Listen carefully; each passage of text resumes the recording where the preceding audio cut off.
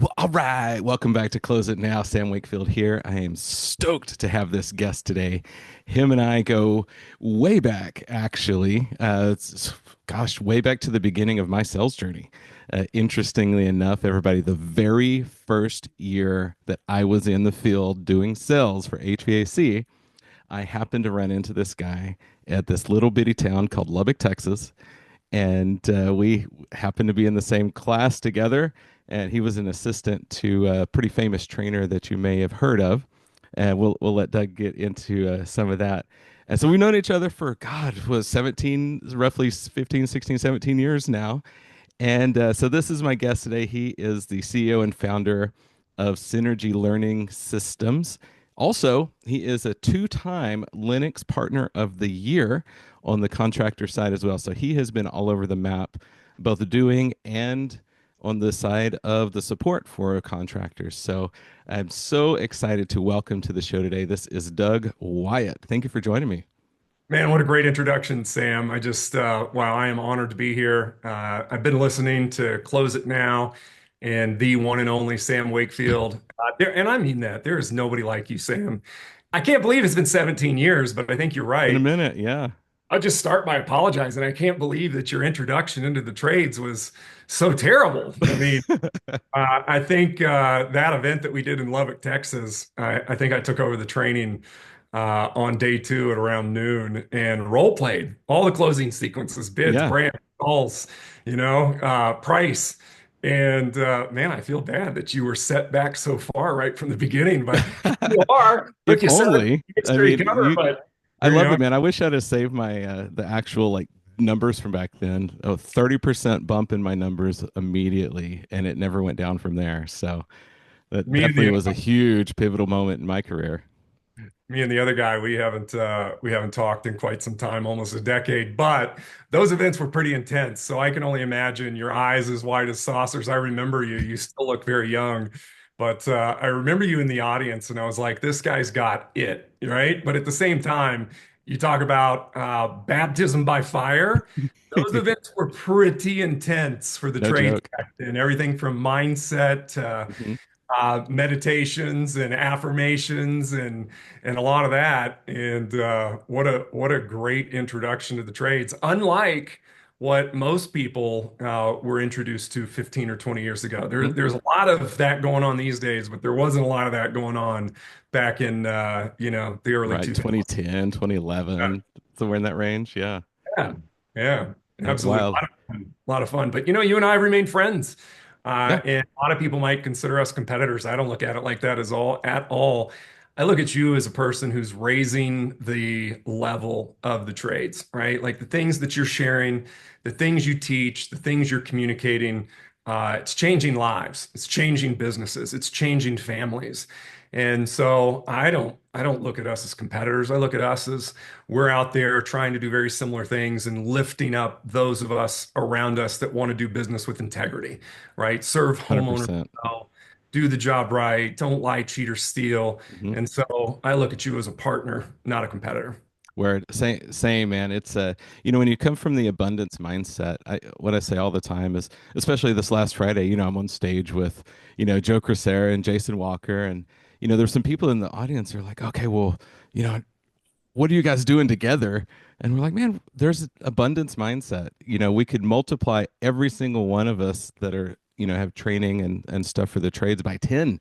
And there still wouldn't be enough of us to help as many people as need help and need assistance to get where they want to go. Yeah. What a great way to put it. And, obviously, Joe's got some great programs. He's been around for a long time and has helped so many people achieve so many things in their life Mhm. and their business. You mentioned abundance mindset. And when I was about 20 years old, I read a book called The Seven Habits of Highly Effective People. And man, is that book deep. And I would find myself, I'd be 5 pages past something that I was still thinking about. Mhm. And it didn't hit me the way it did about 20 years later. And then I got a chance to meet Dr. Covey Oh, and nice. became a Seven Habits certified instructor almost 2 decades ago. And it's one of the things that we do at Synergy. We teach leadership and we actually have custom programs that we've developed now. But I will say this, Covey talked about the pie continues to get bigger Hmm. when you're doing the right things, right? And so that's really the epitome of the abundance mindset. You know, when we live in a place of scarcity, that's what we're going to attract. And when we live in the abundance mindset, like you do, and like I work on every Hmm. single day, and obviously, like Joe does, and everybody that was at with that event that you were speaking at last week in Minnesota, that's, I think, what it's all about, Yeah. right? We don't have to hate each other. In fact, we don't even have to dislike each other or avoid each other. We can Yeah. help each other. And by doing that, we can help a lot more people than Yeah. just trying to be in a vacuum or, do our own thing. So I really am. I'm honored to be on here. I've watched what you've been doing. I've listened. I've been through the Close It Now podcast, and man, what great value you're adding. I appreciate it. Thanks so much, man. It's cool to when you have a podcast, you never know where it's going. You know that when I got the Spotify Wrapped for this last year, and it said, "Hey, your podcast was listened to in 71 countries." I was like, "Are Wow. you freaking kidding me? No way!" Holy It's smokes. like that I had no moment idea. of I knew you were gratitude of, big. I didn't yeah, know you were worldwide. That's like prestige worldwide on Step yeah, Brothers. it's wild. Worldwide. Worldwide. Yeah, it's the power of consistency, right? It happens when you're consistent, persistent, disciplined action across time, it compounds. And you Right. might not even recognize it in the journey, but when you start kind of the gap versus the gain mentality, you start to measure the gain instead of looking at, oh, I wanted to be here, I didn't quite get to where my goal was, but you look back and measure backwards, and you're like, oh wow, look how far we have come. Yeah, when It's you talk about being consistent and persistent, it reminds me of Lao Tzu, the ancient philosopher, who said that 1,000-mile journey begins with a single step, mhm. right? And the key is you just got to keep taking additional steps, and you don't even need to know how you're going to make it the entire 1,000-mile journey. The key is we've got to remain consistent, one foot Mhm. in front of the other. And if we get caught up on we need to know every step, we're going to face analysis of Yeah. paralysis or paralysis by analysis, right? And so I love that. It is about being consistent. It's about being persistent. It's about getting knocked down because it's coming. Mhm. Challenges are never going to stop coming. It's how we respond to those that are going to affect where we end up, right? Right. So got to keep taking the next step and keep picking 100%. back up. Well, so let's back up slightly because there's a lot of people on the show for the last, good amount of years. You've kind of flown under the radar a little bit. Yeah. You've got, we've got a lot of similar peers and connections that are, kind of the backside of the home services industry, but aren't Yeah. very public. So I'd love for you to take a minute and give everybody a highlight reel. Why are you here sitting here in the seat?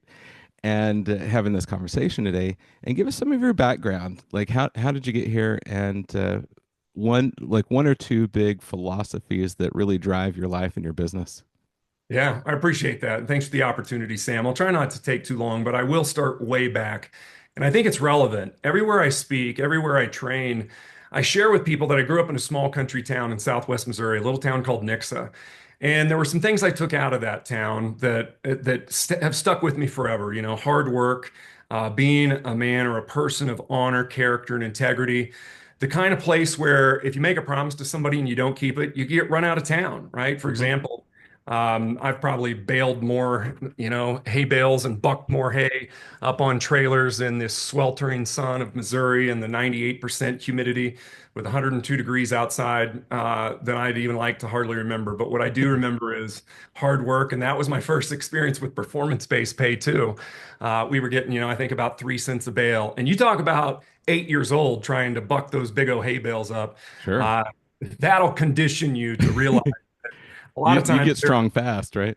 yeah. And it also might make you realize that you don't want to do hard labor the rest of your life at a very young age. My dad actually made myself a fake ID when I was about 12 years old so that I could work at a Christmas tree farm where you had to dress in full gear. The only thing you could see is just your face. You were full long sleeves, gloves, pants. Hmm. And the reason was you had to reach into these trees and then you had to snip them. You had to put the top together, duct tape them, find that line of the tree trunk, line them up, and then straighten those trees out. So I had a fake ID when I was 12, but it wasn't why many people get fake IDs. It was so that I could go out and work. Sure. And my brother and I would work out there. There were about 8 Hispanic guys that didn't speak a word of English. And I carried a lunch pail to work every day, and we sat there and we had lunch and worked hard and laughed. I didn't know what we were laughing about. They were all speaking Spanish, but man, I'm telling you, I started driving when I was 12. Right, it Hmm. was just a different upbringing, but what I did know is I wanted more out of life, Hmm. and so basketball was my ticket out of town. I ended up getting a college scholarship. I played a couple of years of basketball at a small school in Kansas. And after 2 years, I decided it was time. I mean, that was a job and I wasn't getting paid. Hmm. There wasn't any of that NIL money or whatever it is now, where people are getting $250,000 even when they sit the bench at a major Division I Right. school. And so I moved off to Colorado and I started at the University of Colorado. I didn't really see myself as college material, but I got a basketball scholarship. And so I Hmm. started and I figured I should finish. And so at the University of Colorado, I started a door-to-door sales company. I didn't know anything about sales. In fact, I hated sales. I hated pushy salespeople. My Hmm. dad hated salespeople. He was the kind of guy that would slam the door in solicitors' faces Yeah. and all those things. And I just knew I was tired of being broke. Hmm. And so I got this idea. I loved this local pizzeria, and we started eating a lot of pizza from this place. And one night I woke up in the middle of the night, tired of being broke, and I thought, I'm going to put together a coupon book and go out and talk to people about this pizzeria. So I Hmm. went in the next day. I talked to the business owner. He was intrigued by my idea, invited me back that evening at close. And before you know it, within a few weeks, I designed a little coupon book and was taking it down to Kinko's at the time and printing them, selling them for 20 bucks. At the end of about a 6 month trial run of trying to figure out how I could sell these, I'd learned to sell about 10 of these in a 3 hour stretch between 5 and 8 p.m. Sure. And I'm telling you, there's a lot more rejection than success. A lot of doors slammed in your face, people telling you, get off my porch, Hmm. not interested. And you get conditioned, you start to really grow thick skin, right? Truth. Yeah. Condition yourself for that rejection. But I figured out how to sell about 10 a night at 20 bucks. So now I'm making 200 bucks in 3 hours in college. Hmm. So I wrote a training manual. My first training manual was about 84 pages long. I'm talking about how far back do you stand? How do you smile? How do you All the speak? details. Yeah. Script word You for got to word. turn 45 or sideways. Sam, I grew up in a Opposite from Baptist the home. way the door opens. All the things. Yes. And I also realized that scripting was important. So I put little these superscript numbers line by line. And so when I started training people, I literally had it broke into sections, line by line, Hmm. and we would practice and we'd practice and we'd role play. And then I'd go to doors. And before you know it, by the time I graduated, Sam, I had 500 kids working for me in 7 states out west. I was making a boatload of cash, but I didn't put that money into a fancy new car. I didn't grow up about that life. What I did do is there were a lot of infomercials on TV with guys like Tony Robbins and Brian Hmm. Tracy and Stephen Covey and Tom Hopkins. So I set up my schedule the next year to be out of class by Wednesday afternoon. And I started getting on airplanes and I started flying around, spending my own hard earned dollars while I was Hmm. going to college the first couple of days of the week. I'd then go learn from the all time greats, Wayne Dyer, Jim Rohn, and the ones I've already mentioned. And it Oh my changed. gosh, you're speaking my love language with all these names. Oh my gosh, Sam. I know you and I are like, we're bred from the same cloth, right? And nobody handed us anything. We just had to Mhm. work our tails off. And I'll tell you one book everybody was talking about that I read that changed my life. It was the first book outside of high school and college that I read. And I remember it was $4.99. Mhm. You Can Grow Rich by Napoleon Hill. Mm. And that Love it. book probably not affordable anymore today. I think it's $8.99 Yeah. on Right. $8.99. Maybe even it's up to $10. I In don't fact, know. sometimes on Spotify Premium, they run it for free to listen to, I think you can actually listen to it on YouTube for and it's on free. YouTube for free. Yeah. So for everybody listening, if you've never done Think and Grow Rich, you must. I love that you mentioned it. I've physically read it with my eyes probably half a dozen times, and I've listened to it probably that many times as well. Well, the similarities continue on, Sam. I have read that book every year. I read that book for, I guess, now 30 years. I'm 49. I read that book when I was 19. I've read that book at least twice Hmm. every year for the last 30 years. That's at least 60 times. I am on Audible now and I listen at 2x. Your brain will fix it. If you haven't tried that, I encourage you to start it. Go to 1.5, go to 1.7, go to 2. Even Sam and I here on this podcast, on whether you're on Spotify or Apple or YouTube, wherever you're listening, in 71 countries around the world, it sounds like maybe more. I would say 2x your learning speed. Your brain will fix it. And you can consume information at rapid Hmm. levels.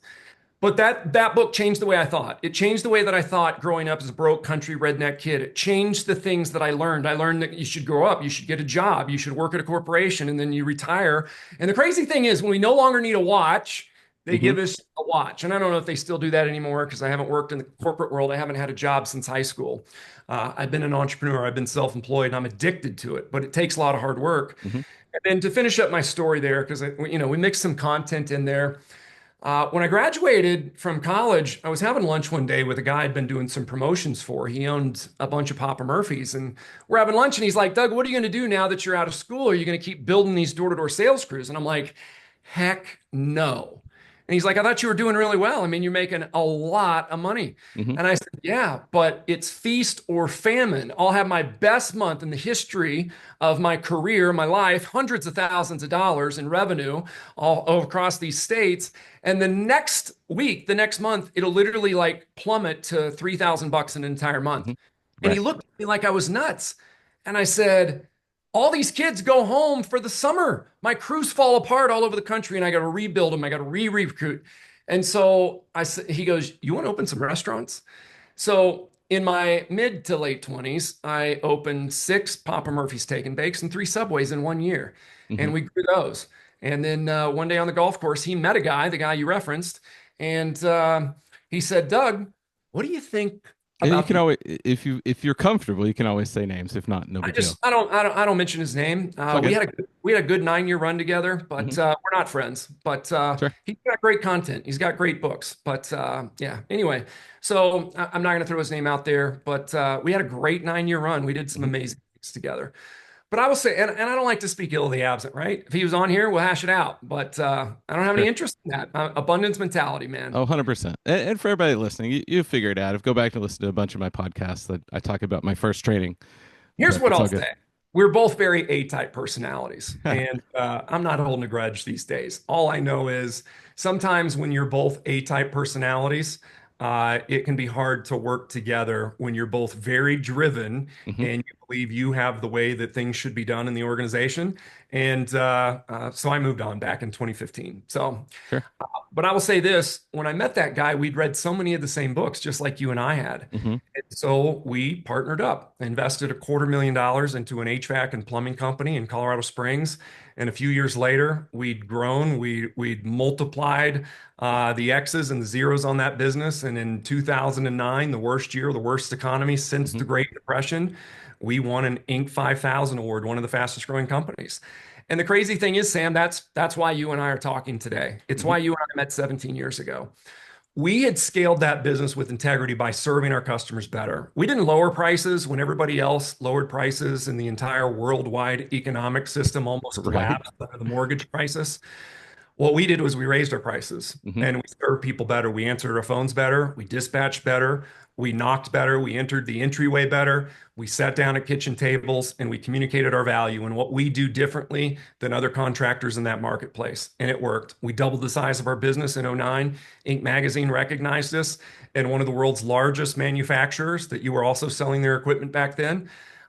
They reached out because there was this little blip on the radar, and they're like, "What the heck's going on in Colorado Hmm. Springs? Yeah. How do we have dealers sticking us with supply house bills, hundreds of thousands of dollars, guys going belly up, and yet there's this contractor selling our most high efficient equipment. They're the first factory authorized dealer in the state of Colorado for this brand. And what are they doing?"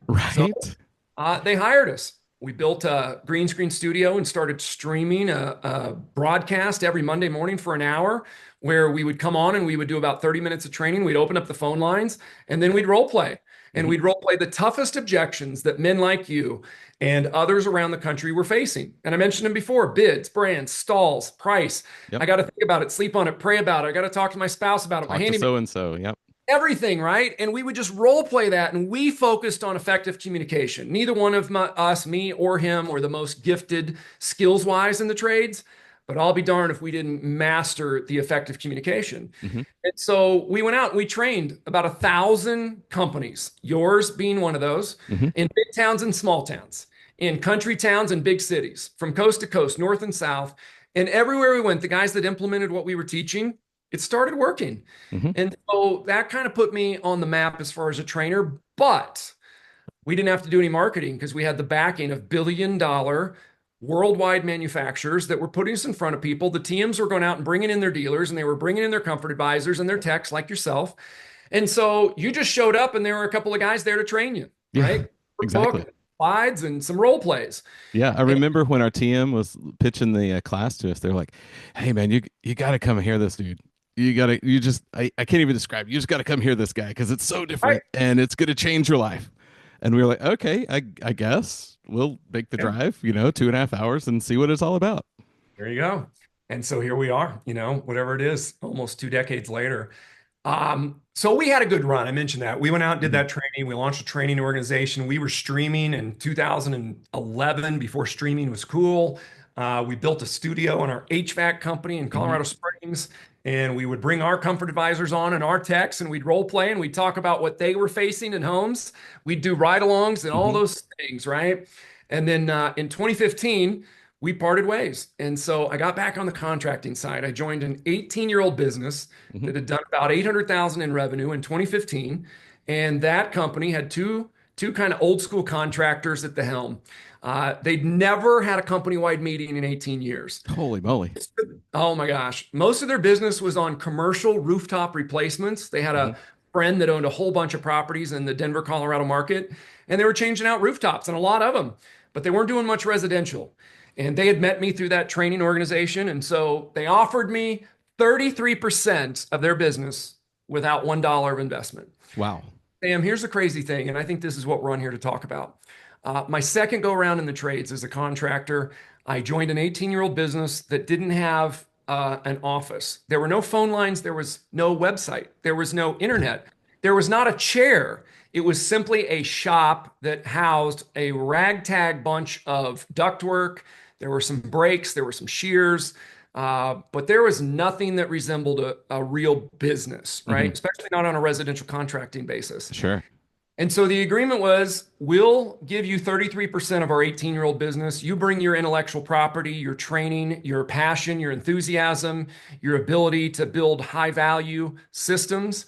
And Sam, I went into that business 1 day a week. Now, make no mistake, I worked 7 days a week and I Oh, still I'm typically sure. do. I work 10 to 14 hours a day. And by the way, that company, not only did they not have uniforms 18 years in, had never had a company wide meeting. They didn't have any systems or processes. They were dispatching two sons off of Yahoo Calendar out of two white vans off Yahoo Calendar, and they didn't even have an answering service. They had an answering machine 4 miles outside of town that typically took 3 days to return a customer call. Holy moly. Now, pause in your mind and think about this. This was August of 2015. All I did was come in and add what I thought would work based on what we had done in Colorado Springs Hmm. and what I had learned as we also trained 1,000 companies and 7,000 technicians and comfort advisors like yourself, because I Sure. really like to listen and learn. In 14 months, we won Lennox Partner of the Year. Wow. So we went from no uniforms, no phones, no internet, no website to Lennox Partner of the Year in 14 months. How was it done? Consistency, Hmm. persistence. It was based on recruitment. It was based on accountability. It was based on working towards mastery on small, manageable, bite-sized chunks every single week and walking in on a Tuesday morning at 6:30 in the morning, early with your shirts tucked in, with your name badges on, with your hair combed and your teeth Yep. brushed, beard trimmed. You didn't have to be clean shaven, but you better make it look intentional. Just You look better nice. Yeah. $1 million as far as somebody in the trades could look. And then everybody was on a red chair and we bought chairs and we bought 6 foot white picnic tables. And at any moment, you better be ready to role play. Hmm. And so we role played and we practiced and we role played. And I gave my guys, and by the way, we'll talk about this today. People always ask me, Doug, how did you do that?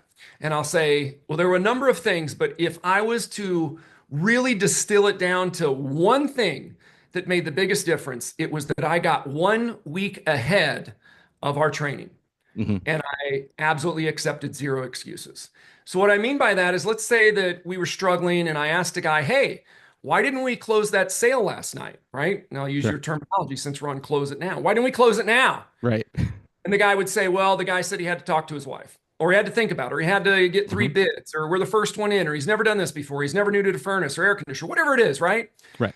And so instead of me trying to get our guys to learn the entire process that I'd been teaching all over the country, What I said is this week, we're going to master one thing. And this week, if you're telling me you continue to get tripped up by people that tell you they got to think about it, sleep on it, pray about it, they can't make a decision. Hmm. By the way, Sam, you know as well as I do, that is not the same as a spouse or an available party, or it's an available party, not an unavailable party objection, right? Correct. Yeah. And so let's break that down for the listeners today. If somebody tells you you got to think about it, they're saying it's in my mind, it's in my heart, it's in my soul, it's in my gut. It's just me, but I have to think. If they say I got to pray, yes, it's between them and their Lord and Savior, but they're not saying they have to talk to another human. If they say Right. they got to sleep, they're saying they're not sure and they have to think. Those are all think about it objections, and I consider those an available party. Hmm. So what I would say to my team is I would say, I don't want you to, we're going to lose jobs to bids and brands and stalls and spouses and neighbors and your brother from, California. You got to talk to him about whatever your HVAC project is because he worked on a furnace once when he was in college. Right.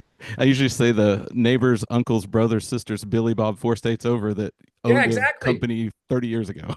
The real expert, right? That's the person they need to talk to. At least that's what they're telling us. Whether it's true or not, that's maybe Hmm. what they believe, or at least it's a stall, right? So, what I would say to my team is I would say, here's a 60 to 90-second word for word script of the way we're going to handle this at our organization. Hmm. And you have 7 days. I'm going to give you it printed. I'm going to record it on audio. You can listen to it all day long. You can listen to it in your sleep. You can listen to it in the shower. You can listen to it in your Hmm. van from call to call. You can listen to it on your way home and on your way in. All I know is when you walk in on Tuesday morning at 6:30, just know we're going to start a role play and I'm going to say, sounds great, Sam. I tell you what, let me think about it.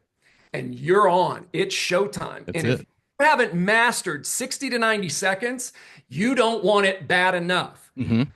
So what we did is we just did that every week by week. What we did is we worked on small, manageable, bite-sized chunk of learning that were leveraged activities that applied to those roles every single day, every single call. And we knew it was coming. So what we did over the course of that year, if you want to know how we went from a ragtag bunch with no internet, phones, and all that stuff Hmm. to Linux Partner of the Year, that's it. Yeah, there was a lot of other things, and you can read between the lines, and a lot of courage, a lot Sure. of consideration, a lot of recruitment, a lot of accountability.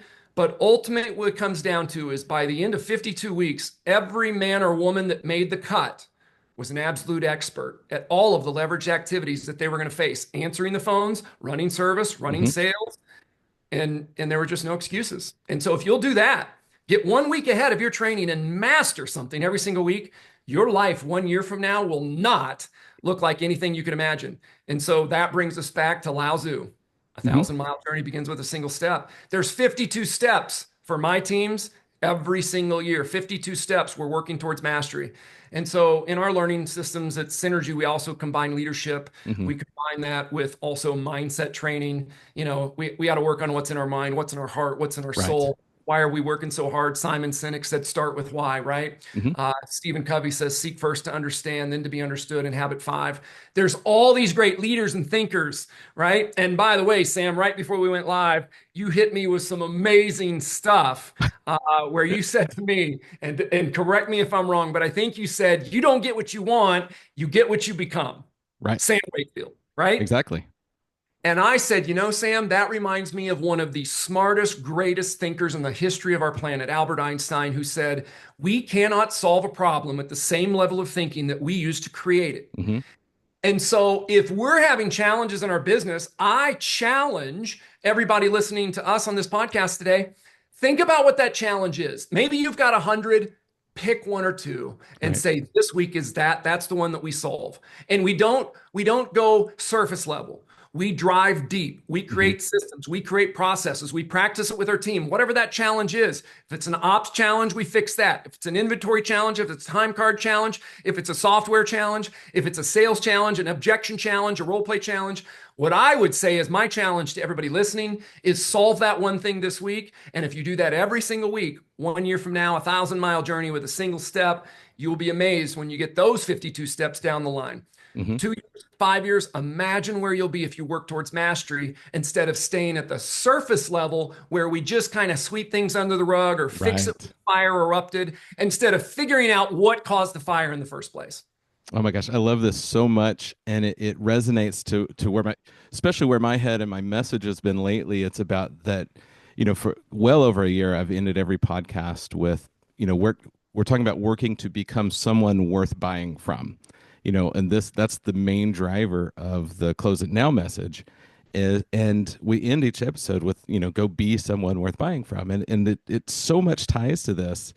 And it reminds me actually of a scripture that faith without works is dead, right? We can have all of the faith in the world. That means we can learn all of the things in the world, but something else that I say really often is success happens at the speed of implementation. And so it Right. just really ties all this together into that, we can learn all the stuff. And in fact, Yeah. Friday, this was one of the things I was talking about. I was like, who is actually going to go home and implement? Pick one thing, pull your nugget out of the day. What did you get? What's your gold nugget?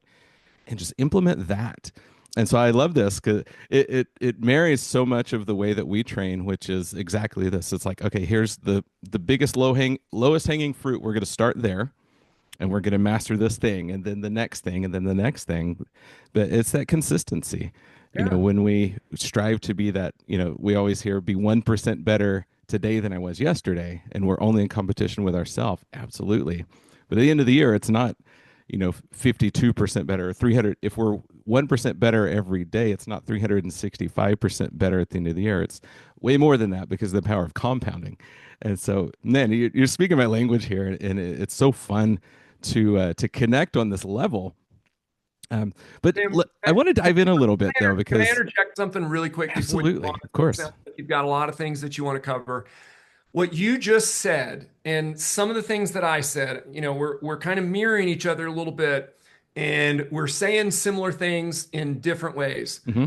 But here's the message.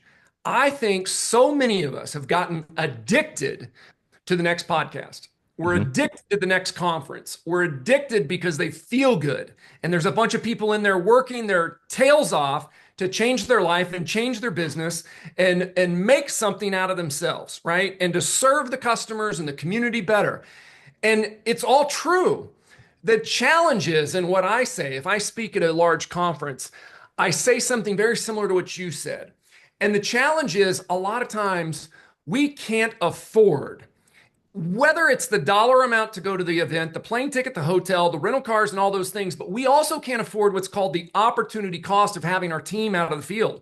We've Yep. got to have people answering the phones. We've got to have people running the calls. We've got to have people installing the jobs. So it's not possible for us to just shut it down, right? Hmm. We've got payroll coming up and people expect to get paid. And we've got existing customers that expect us to come out and perform maintenance on their system, or goodness gracious, God forbid it goes down and we installed it for 20 or 30 or 40 grand. They ain't listening to the fact that we're off training and having a good time Right. out in Minnesota or San Diego or Orlando or Dallas or wherever the next conference is, right? Here's the thing.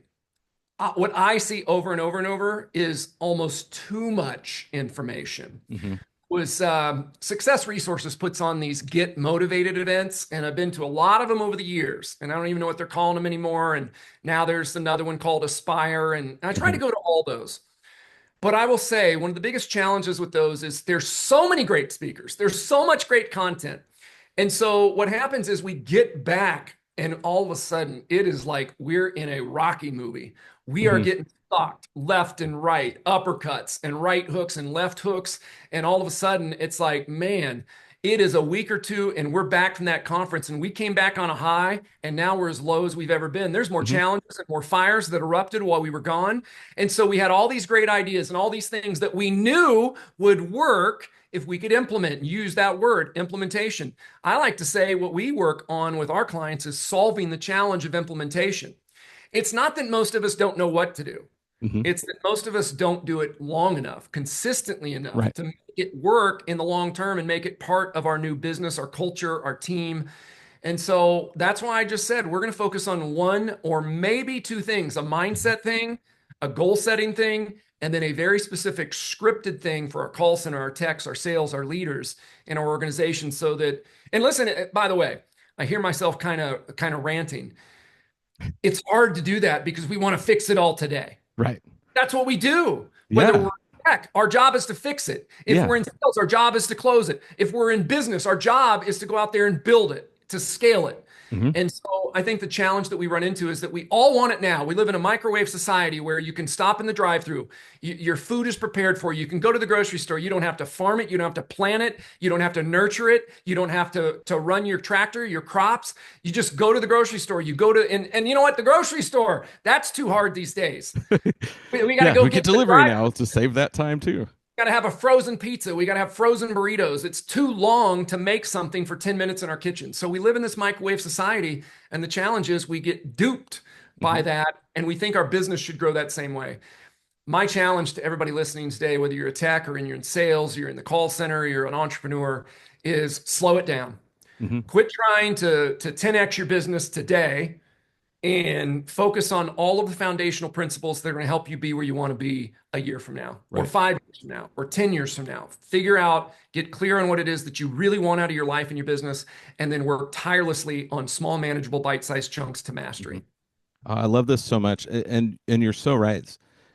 So, kind of two parts to this. It's both sides of the same coin here. One is we get so, especially if all the listeners, if you're into social media and you're watching all of these so-called quote unquote gurus and all these things that didn't do any kind of HVAC or home services and started a company in 2020, and all of a sudden 5 years later they sell it for this a million X multiple for all this EBITDA that we've never really heard of before until 5 years ago, and all of these things, and went from zero to 100 million in no time. But we don't see is the work. They put their 10,000 hours in somewhere else. And there's a lot going on behind the scenes with investors and all the things that nobody knows about. So, one, we get this like just completely wrong idea, and we see that happen. We're like, well, man, I'm having the hardest time going from 2 million to 3 million, let alone from this guy went from 2 million to 45 million in like 12 days, it seems like. So it's like we see all of this and it's really fake news for most people. The other side of it is, as the entrepreneur, and I loved your take on this, is we have to almost be bipolar in a way. We have to have the most incredible sense of urgency to actually implement, to actually solve the problems and make the changes when we need to make the changes we need to do. But also, we have to have the like biggest amount of patience, because those changes, we don't see the results of them overnight, right? Sales is a 90-day cycle minimum, let alone the changes we make in our businesses. So seeing, it's progress, not overnight success. So I love for you to talk about that a little bit, because that's where so many people miss it. They feel like everything should happen overnight, and why isn't mine? And then they stop like inches before gold, right? They're acres of diamonds, right? They're literally right before the gold, and they quit because they don't see the results yet. I'm going to seek to understand before I answer, Sam. You mentioned one thing, and I just want to make sure that I'm clear, and probably your listeners too. It's a podcast called Close It Now, and you said sales is a 90-day cycle. Can you share a little bit more about what you meant by that? Because I know you know how to close business, Hmm. and so and nobody's out there waiting 90 days to close a bit, a new water heater, a Right. tankless furnace, heat pump, air conditioner, mini split, or bath remodel. Hmm. Most of those are getting closed at the kitchen table day of or very quickly thereafter. Can you share a little bit more about what you meant by a 90-day sales cycle? Absolutely. Absolutely. So when I'm talking about that, of course, when we're in the appointment, when we're in the actual call, yes, that's where we're closing it right then. That's the conversation. To get there, that is the work that we do outside of the appointment itself. So, for example, lead generation, right? People that get frustrated in the shoulder months, in the spring and the fall. Oh man, I guess it's time to start putting money into advertising and start going into the community. Well, if you're waiting until October to do it, you're too late. If you Too late. started doing that in October, let when do you think the business is going to happen? January, right? So that's the type of cycle we're talking about. In the bigger picture of business, of entrepreneurial or business, or even as individual, say I'm an individual salesperson with a company. The work that I'm doing today in getting in front of more people, networking, doing social media on my own. If it's going out and, there's so many different ways that we can self-generate business for ourselves that no one's doing. But starting today, you're gonna really, once we get into the rhythm of it, it's that consistent discipline, we'll start seeing the results. The problem is so many people they'll be on the gas, and we'll say networking events for as an Yeah. example. They'll be on the gas for a couple months and they'll go to all the networking events and they meet people. And right when the referrals start to come, they all of a sudden see a little bit of a, increase, and then they take their foot off the gas because, okay, it's happening, Right. not understanding that it's happening from the work that we put in for the last 2 or 3 months. And It's so that almost that's like, more. Did that answer clear it up a little bit? I That's think more of what so. I'm In talking fact, about. with your permission, may I give an analogy in the trades that I think uh, might be what you're talking about, and then you can tell me if I'm understanding correctly. 100%, man. This By the is way, this is a conversation here. There's no limits, no rules in this show. Everybody knows we're super casual here. what you just shared about doing something for 3 months or 3 years, let's just apply that to physical fitness, right? Hmm. Let's just say that you decided to get physically fit, and over the course of a year, you lost 50 pounds, right? 52 pounds is 1 pound a week. That's the 1,000 mile journey, 1 pound a week. A year later, you're 52 pounds lighter. Hmm. Very next day after losing 52 pounds, if you take your foot off the gas, meaning you stop going to the gym, you go back to the drive-through, you start drinking the soda again, you're eating all the candy, guess what? It doesn't matter what you did the first 52 weeks last year. If you do that over the next week, the next month, you're going to start putting on the pounds again. Hmm. So it is a little bit of life is like, what have you done for me lately? That's the way it is in our physical fitness. It's the way it is in our relationships with our spouse, with our kids. It's the way it is in our business. It's the way it is in our trades. It's everything, right? We've got to remain consistent. We cannot let off the gas. Here's an example that I think I can apply to what you were saying about the traction, right? Where you were talking about we've got to create that momentum and keep it going. And if you wait till the time the phones start to slow, it's already too late. Hmm. I'll just give this example to everybody. If you had budgeted, and I know a lot of people aren't doing direct mail these days, but that first company I was in, we were doing 20,000 direct mail pieces a week, 1 million pieces a year. And the response rates on those are very low. So you better be great at answering your phones. Hmm. You better be great at running those direct response leads, right? There's a total difference in a tech generated lead and a marketed lead, right? So don't 100%. even tell me what your close rate is. Break that down for me and tell me what your close rate is on marketed leads, direct marketed leads, because it's just different, right? Or Hmm. you got a long time customer and the tech's been there 10 times and you got five-star reviews from this guy and you went out there and closed it. Great. Thank Yeah. God you didn't lose it because people do. So it does count, but it's not the same as getting a direct mail piece from somebody that wasn't even thinking about replacing their system, but they got a piece that said free furnace or whatever, and you go out there and close it, right? Correct. If I had a budget to market, it doesn't matter what time frame, a month, 6 months, and I could afford 50,000 direct mail pieces. My question to the listening audience before we answer it, Sam, and I know we're on the same page. Should you market to 50,000 homes at once and hit 50,000 homes one time? Should you market to 25,000 homes twice? Or should you market to 10 or to 5,000 homes 10 times? I'm going to go 5,000 homes 10 times. And Every day of the week, man. I'm going to start marketing in June, July, and August Hmm. because the people that need those services, to your point, Sam, now that I'm understanding your 90-day cycle, I want to have those people have multiple touch points, getting familiar with me and my brand and my offers. And then all of a sudden, when they do call and your team shows up, they're going to say things like this: "Man, I see you guys everywhere. Yep. I see your trucks everywhere. I can't go anywhere without seeing you guys." And Hmm. when that would happen to us, we're thinking, we're so small right now. We only have one truck on the road in a metropolitan city the size of Denver. And they're telling us they've seen us everywhere. Hmm. We're not on the radio. We're not on television yet. We only have a few trucks rolling around town. Those can only be in one place at a time. And people are like, I see you everywhere. You see, I don't remember where they saw you all the time. So Right. it's multiple touch points, right? So great point, Sam.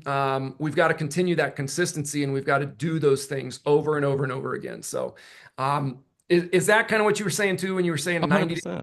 maybe even Yeah, longer? that's it. I mean, when we're, the business level conversation, right? We can't make say a structural change or anything in an organization and expect the immediate results overnight. People have to adopt it. They've got to get used to it.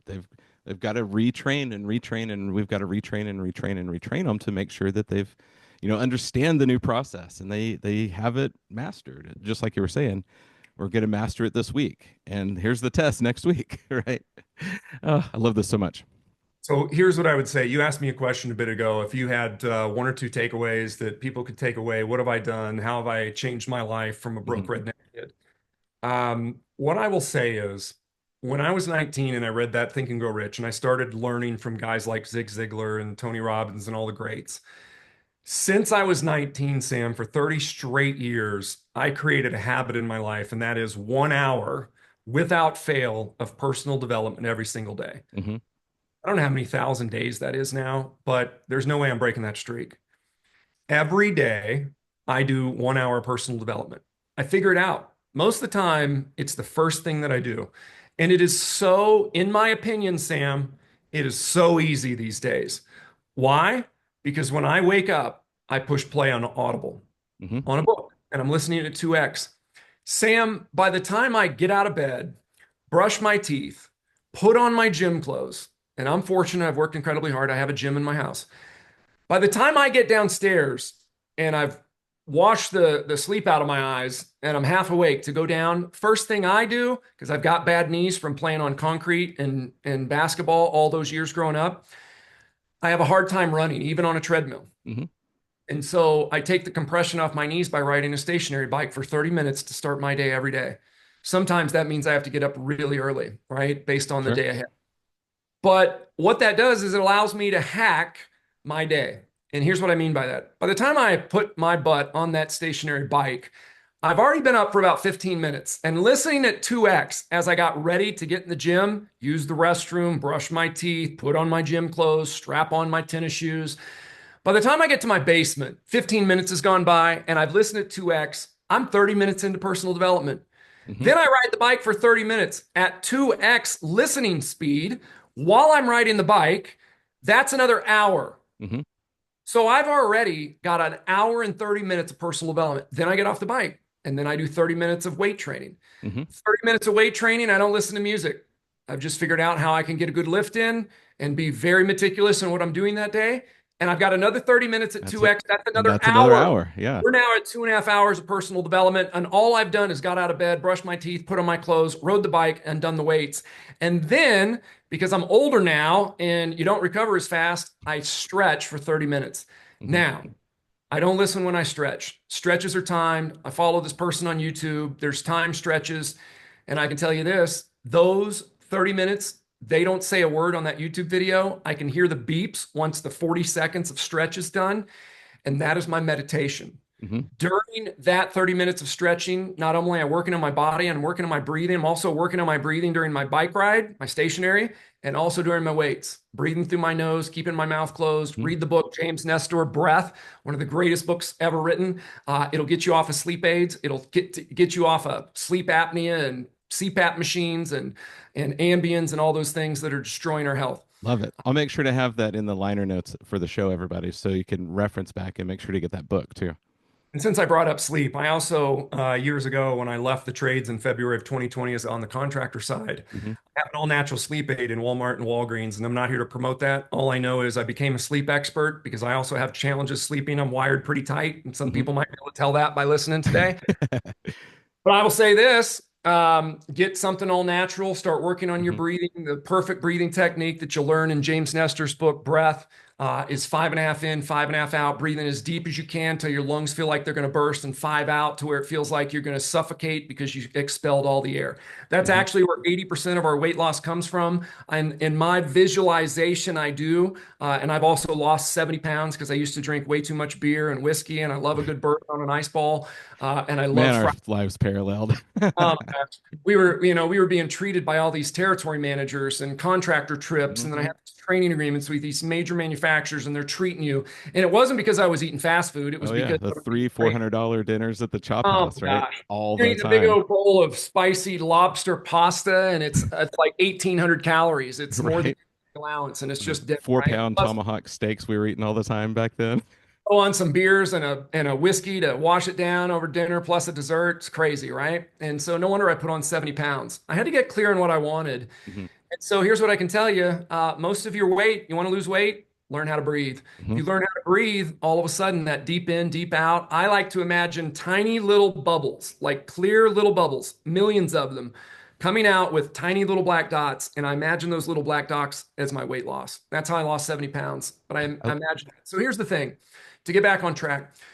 By the time I finish my workout in the morning and actually get ready to start my day when most people are waking up, I've already got about 2.5 hours of personal development in.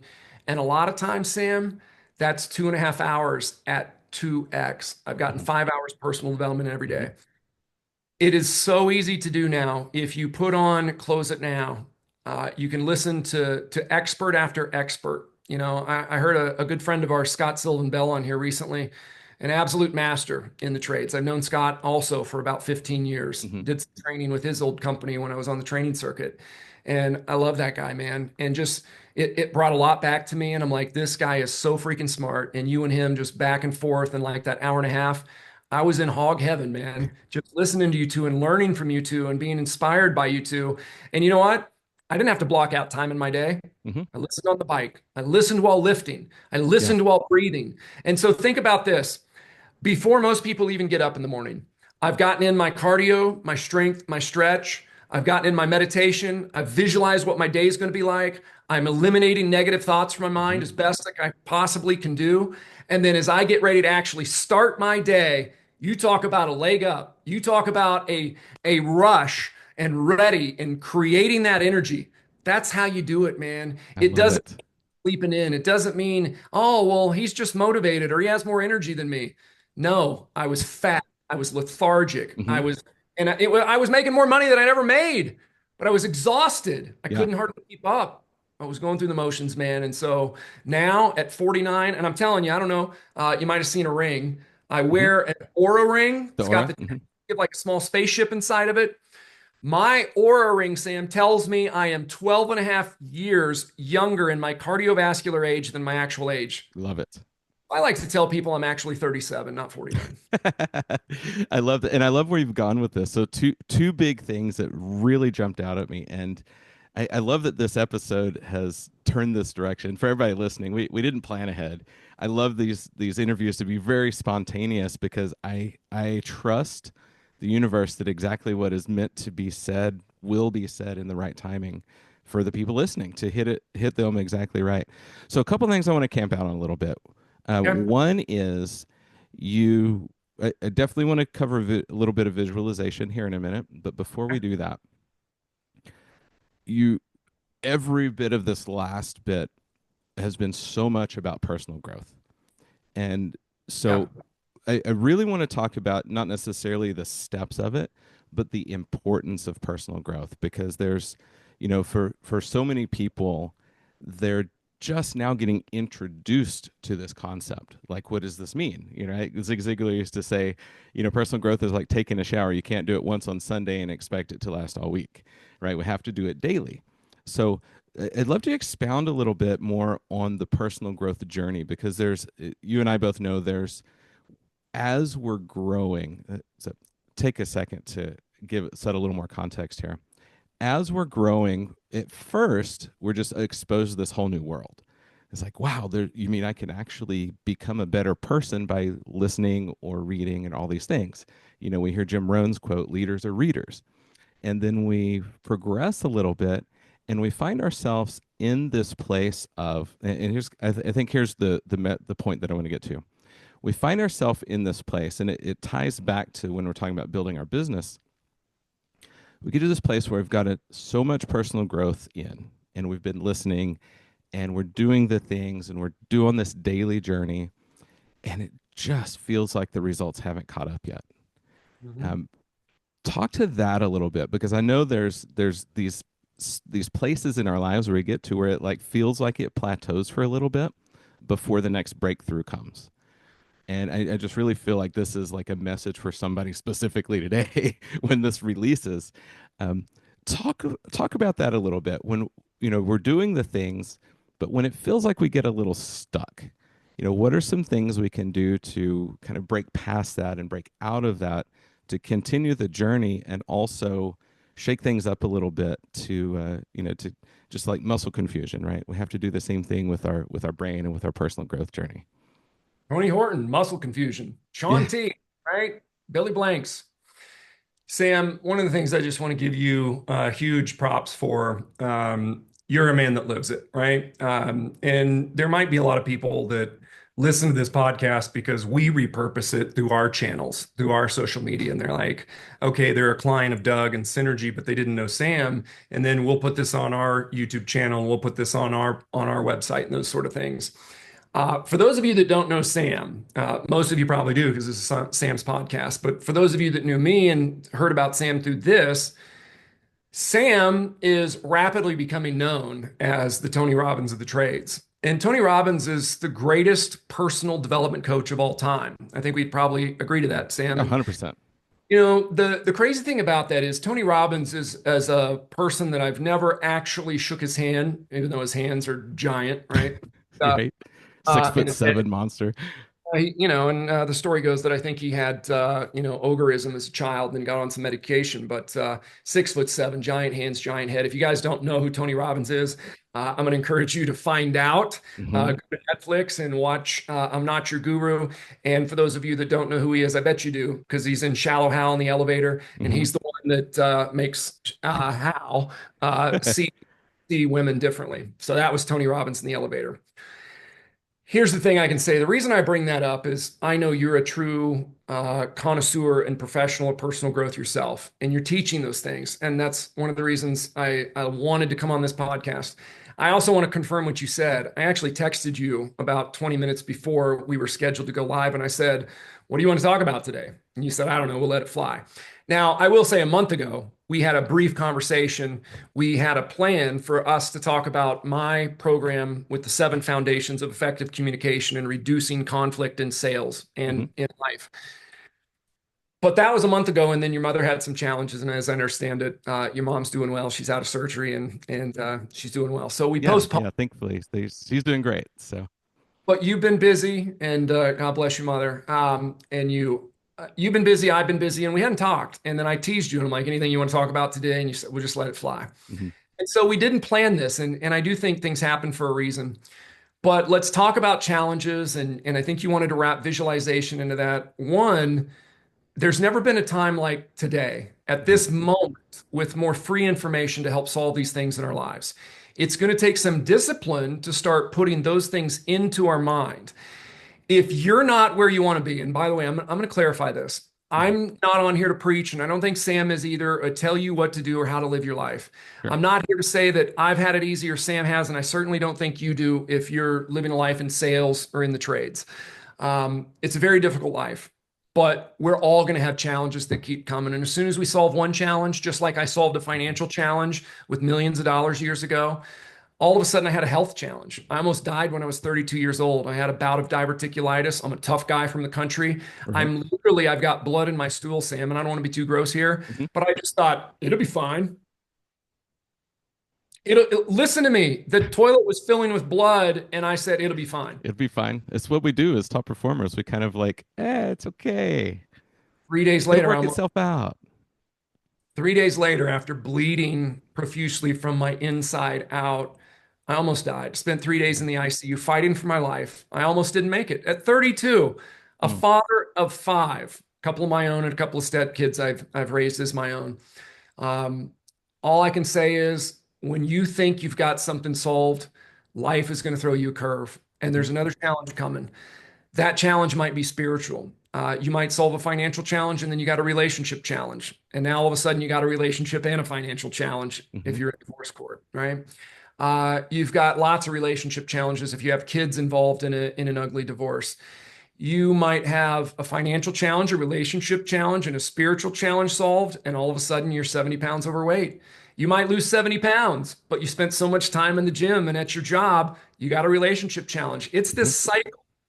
And so, what I want to encourage everyone is please don't ever, ever, ever, and I don't usually like to use definitive terms like that, but I'm going to ask you, and I think Sam will probably agree, don't ever allow yourself to say these 3 words together: must be nice.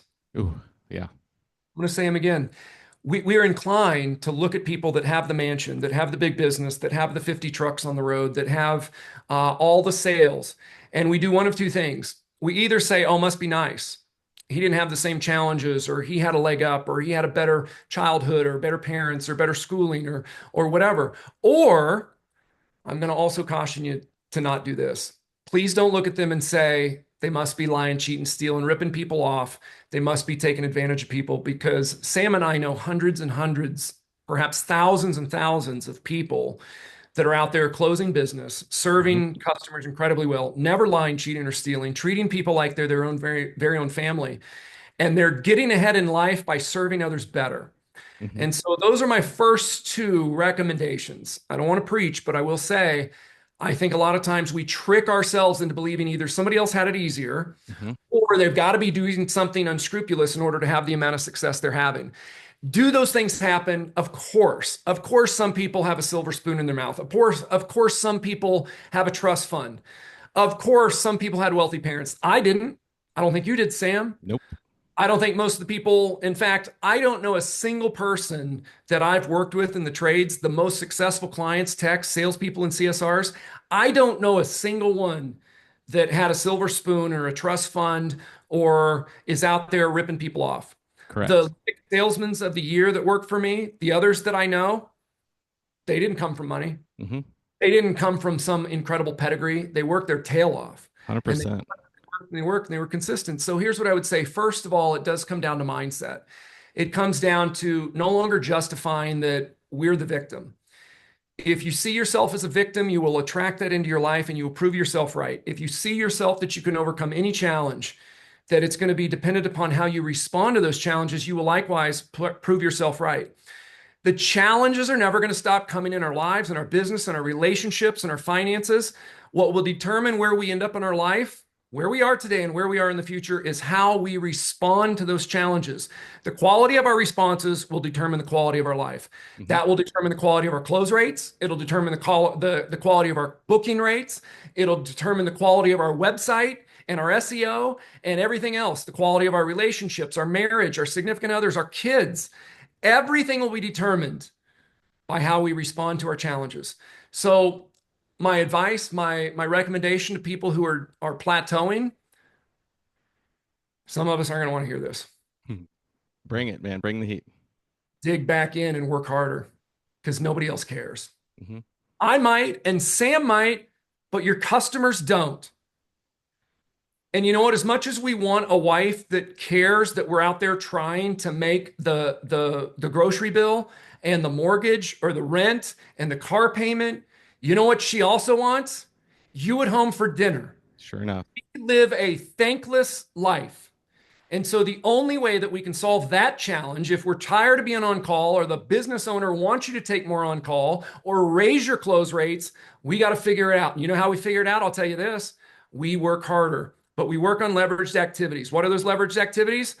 We've got to turn off the television and stop wasting our days watching whatever it is. And Hmm. I'm not saying not to have balance, Sam. I'm saying if you love football, pick college or NFL. If you love them both, fine. Watch one game on Saturday and one game on Sunday. Stop convincing yourself. If you're, listen, let me back up. I'm sorry.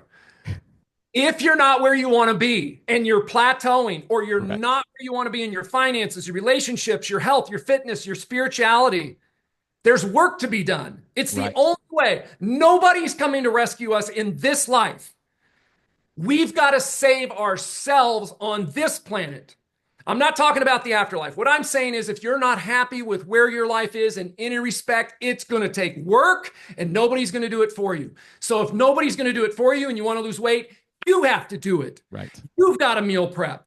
If you're overweight and you want to get fit so that you have more energy and you're around long term for your kids, and you can run an extra call so that you can make extra money and you can change your zip code and put your kids in a better school and buy your wife a new car and take that vacation you already always dreamed of, you're going to have to make the sacrifices. And that might mean that you only pick one sport. And it might mean that, God forbid, you don't also get in a fantasy football league and study this crap, because you know what? The professional athletes are living their dream while you're watching them live their dream.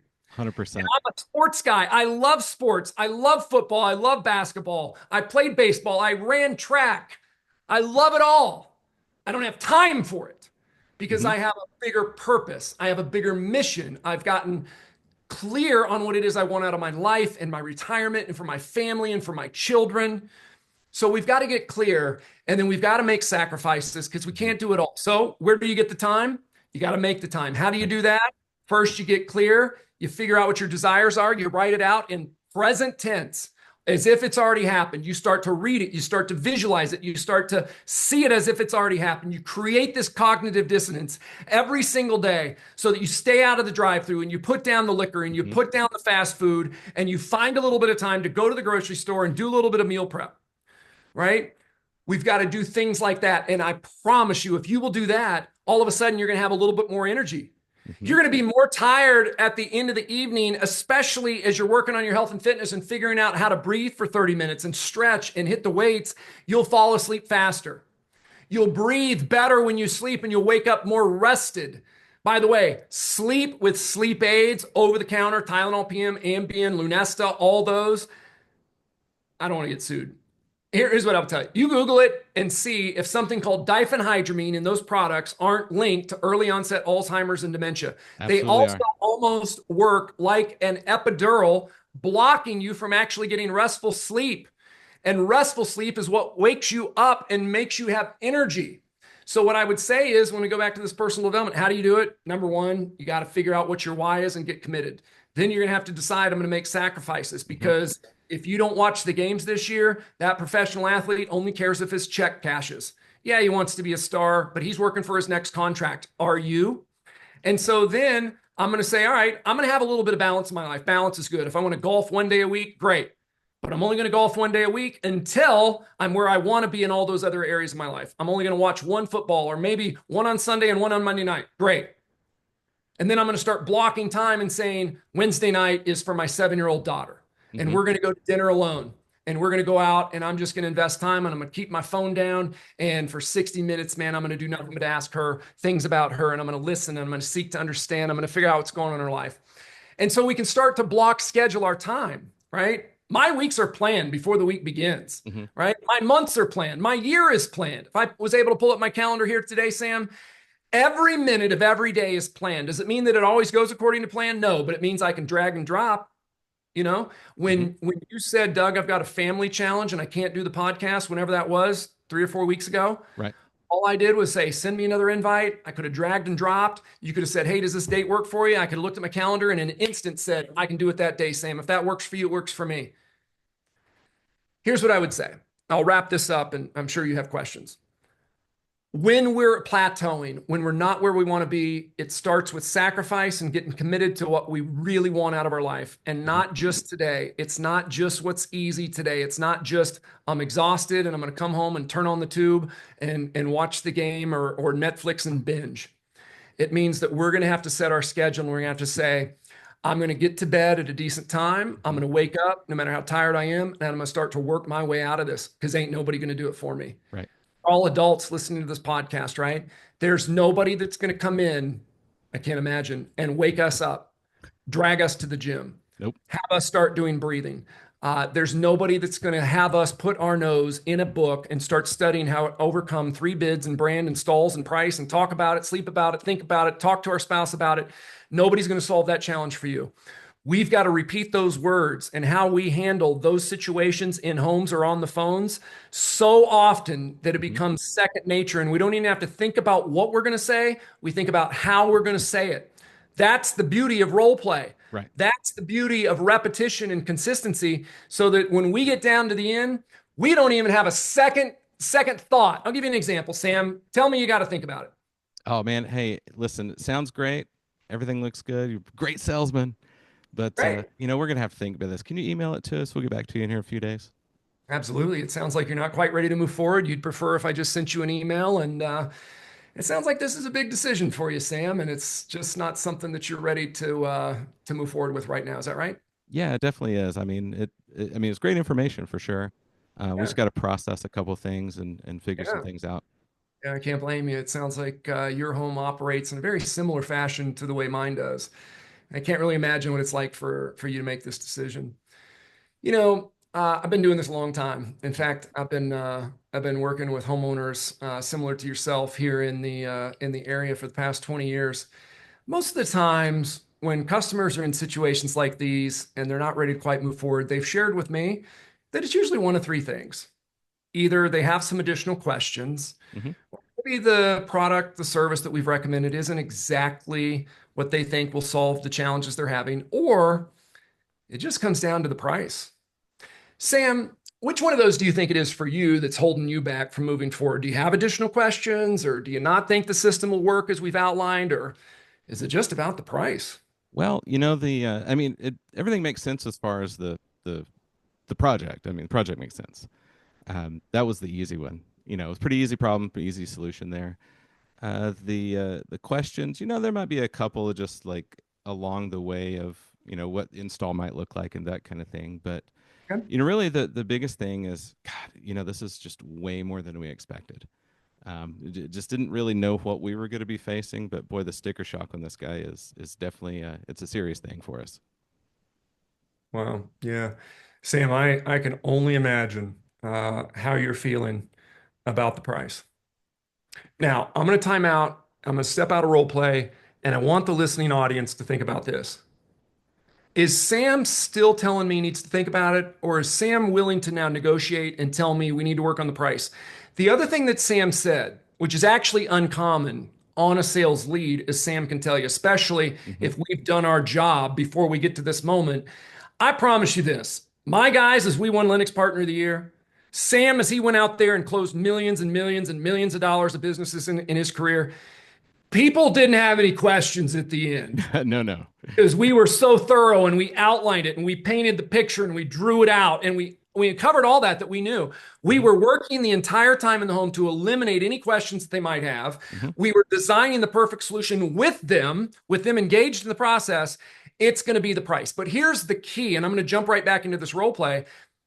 I want it to be about price. Yes. It's always about price. We all have a fiduciary responsibility to our own pocketbook, to our own family, to our own bank account to get the most for the least. It's a basic human need. And if they don't, even if they think the price is fair, and even if we blew all our competitors out of the water, they still feel a duty to ask or to negotiate. Why? Something Hmm. called buyer's remorse. And if they don't do it, they won't be able to sleep, or they'll wake up in the middle of the night having basically a heart attack, an anxiety attack, and go, I wonder if I would have asked for a discount if he would have given me 5% or 10% off. That Right. would have at least taken me a grand. And you wonder why you get cancellations. Hmm. I want to put life into these objections. I'm not afraid of them. Why am I not afraid of them? Because I've been practicing them, role playing them, scripting them out, practicing the words, and then practicing how they're delivered, the cadence. I could do exactly what I just did 100 times, and it'll be 99.9% the Hmm. same the way I handle that. We have hundreds of those, and so does Sam. The question is, how deep and how long are you going to work until you decide that I'm going to be the best there's ever been at the things that are tripping me up day after day on the calls, either on the phones or in the homes? Agreed. So let's pick up where we left off. Yeah. Sam said, I do have some additional questions. Number one, if you've done your job, that ain't happening, not very Truth. often. And if it does, if Sam said, well, I do have some additional questions about the install. Immediately now, again, I've moved him off if I got to think about it. And now I'm going to attack that one because I'm going Hmm. to whittle it down to price. I want it to be about price. I have a million ways. Okay, maybe not a million. I have 100 ways to overcome price. And I've been overcoming price the entire time during my presentation, talking about the value that we deliver and the Right. technicians and background checks and the NATE certifications and everything else that we do to deliver value. 5-star reviews, social proof, all those Hmm. things. All right. If Sam said, I do have some additional questions, I think the system will do what we've designed, and yeah, it's about the price. First thing I would do, I'd pick off the easy one. Sam, sounds Hmm. like you have some additional questions. I'm going to repeat it back to him. I'm going to rephrase it. I'm going to let him feel heard, understood. I'm going to breathe life into it. And then I'm going to say, so it sounds like you have some questions about the installation. Hmm. What kind of things were you concerned about, Sam? Well, with that, as far as really just how long is it going to take? We've got a couple, we're going to get this done moderately quickly, but we're going to be out of town here soon. So, it's construction. Only thing I know about construction is usually takes way longer than anybody ever says, Good. Yeah, right? I'm telling So, you. I'm not in role play right now, but Sam is serving up softballs. Like, how Nice. easy is it for you, as I'm talking to the listeners now, how easy is it for you now to build back up your value? Now, do I understand that in Austin, Texas, it might be 105 degrees in the middle of the summer and you might be booked out at your company for a week or two? Hmm. Listen, we're going to build the value over this is a 20 to 30 year system. We're going to be talking about refrigerants. We're going to be talking about proper installation, nitrogen purges. We're going to be talking about how everything is done perfect, and we're going to install a system that not only we stand behind, it stands the test of time. Hmm. So that would be an easy one if Sam had some questions about when can you get it installed. Listen, I'm not going to ever I'm not going to lose a deal because somebody can't get their system installed. I'm going to try to get them in quick. I'm going to try to call guys in and work on the weekend, and we're going to try to make money, and we're going to have them on performance-based pay and do the job right and all those things. But when somebody has additional questions, it's not a challenge. What I can tell Hmm. you is a challenge, especially if you haven't practiced this, is price. Bids, brand, price, installs. Those are challenges. So I'm going to back up to the role play. I said, Sam, most of the time in similar situations, I never say the same because everybody wants to be unique. I never say I completely understand. I say I can only imagine. Those are very, very important in effective communication to lower sales conflict, lower sales resistance. Please, please, please don't anybody that listen to this ever go out. You're going to do it because your neural pathways, it's going to take some time to break these bad habits. People don't want to hear you understand. You work at the company and they know you can get wholesale prices and they know you know how to install it. They don't want to hear you understand. They want to hear that I can't even imagine what it's like for you to have to make a decision like this. You Hmm. must be very surprised by the amount of the investment to have this dot. Let me slow down. You must be very surprised by the amount that it's going to require in order to invest in a system like this and have the job done right by a company that stands behind their work with over 800 five-star reviews. You're going to get really good at saying all these things. It's going to take practice. It's going to take role play. You're going to write them out. You're going to practice them. You're going to script them. You're going to practice them with your team, with your wife, with your shower head, and with your steering wheel. And then when we get down to the end, you're not even going to be worried. Just like I'm not worried. Like, I didn't know what Sam really was going to say or do. All I know is we're on a nationwide podcast in 71 countries, and I open myself up as a sales trainer to say, hit me with some of your toughest stuff, Sam. Right. And Sam would be happy to overcome this too. That's what true professionals do. So here's what I would say. I'm going to get down to the end, and this is just one of 100 techniques, but I'm going to categorize his objection. He says he's got to think about it. Again, I'm going to breathe life into it. Again, Hmm. I said something like, sounds like this is a big decision, Sam, and you're not quite ready to move forward. And then I'll shortcut this the second time through. I then came back and said, usually when our customers have shared similar things, such as yourself, they've shared with us that it's one of three things. Either they have additional questions, it's not the right product or service, or they're concerned about the price. Sam, do you think it's the questions? Is it the product or service, or is it about the price? Sam said, well, I might have some questions. Now we've covered that. Now he Hmm. says the price. By the way, always ask for the order again. Sam teaches close it now.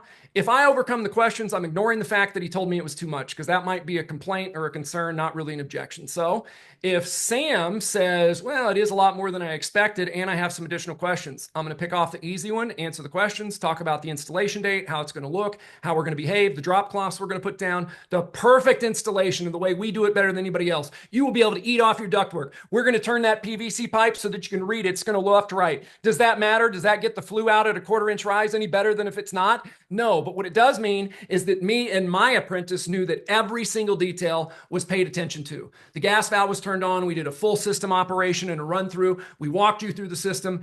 Every bolt was tightened. Every gas valve was turned. Everything was done perfectly, right? And so we're going to build value in the way we do our installations. And this is why I say nobody's ever questioned me about installation. Yeah, maybe Hmm. installation date, but if I asked for the order, we already talked about that too. They're going to question you about price, tell you it's the first one in, 3 bids, what's the, Right. whatever. By the way, I've also talked about the financing, which I call special promotional offers. It's a Hmm. wordsmith. So then when it, Always a promotion, always a program, right? yeah, why don't we talk about payments or financing? Because Dave Ramsey's out there telling everybody to pay off all your debt, pay off your house, pay off your cars, don't buy that boat, don't take that vacation, don't run up your credit cards, pay off your credit cards. And all of a sudden we come in talking about financing and payments, monthly payments, down payments, initial payments. No, no, no, no. We're going to talk about this in terms of an investment. We're going to have Oh, people invest in our products and he's services. reading my notes from like so Right? It's long. like, oh my gosh, we are our own worst enemies. Why? Because we didn't get up early. We didn't stay up late studying the stuff. We watched too much football and we did too much Netflix. Hmm. We paid Right. attention to things that aren't going to matter when we're 70 or 80 years old. And those things don't matter to our wives and they don't matter to our kids. They want 100%. us and they want the best version of us. So when I get down to the, I'm gonna calm down here a minute. No, you're All right, good. so we get down to the end, Sam, and we go through this thing, and I say, "Will you trust me?" And then you go, "Wow, it's a lot more than I thought." Blah blah blah. I got to think about it. Blah blah blah. Now I'm gonna pick right back up, and you said I had some additional questions, but yeah, Doug, it comes down to the price. When he says the price, this is an old Tom Hopkins. It's a 6 word, 3 part cadence, and simply say this instead of saying it like Sam told me to email him. I already forgot. I don't care because I know that his emotion is going to start to dissipate the moment that I Hmm. walk out that door. By the time I start my truck and the time I go over the hill, he's already thinking about the next few or 2 or 3 people that he's going to get to do it cheaper now that he's outlined what I've outlined, what he needs to do with his system. Okay. By the way, sales is only 3 things. One, a transference of emotion. Two, Hmm. a lowering of risk. And that's a scale. As trust goes up, risk goes down. As risk goes up, trust goes down. Exactly. Right?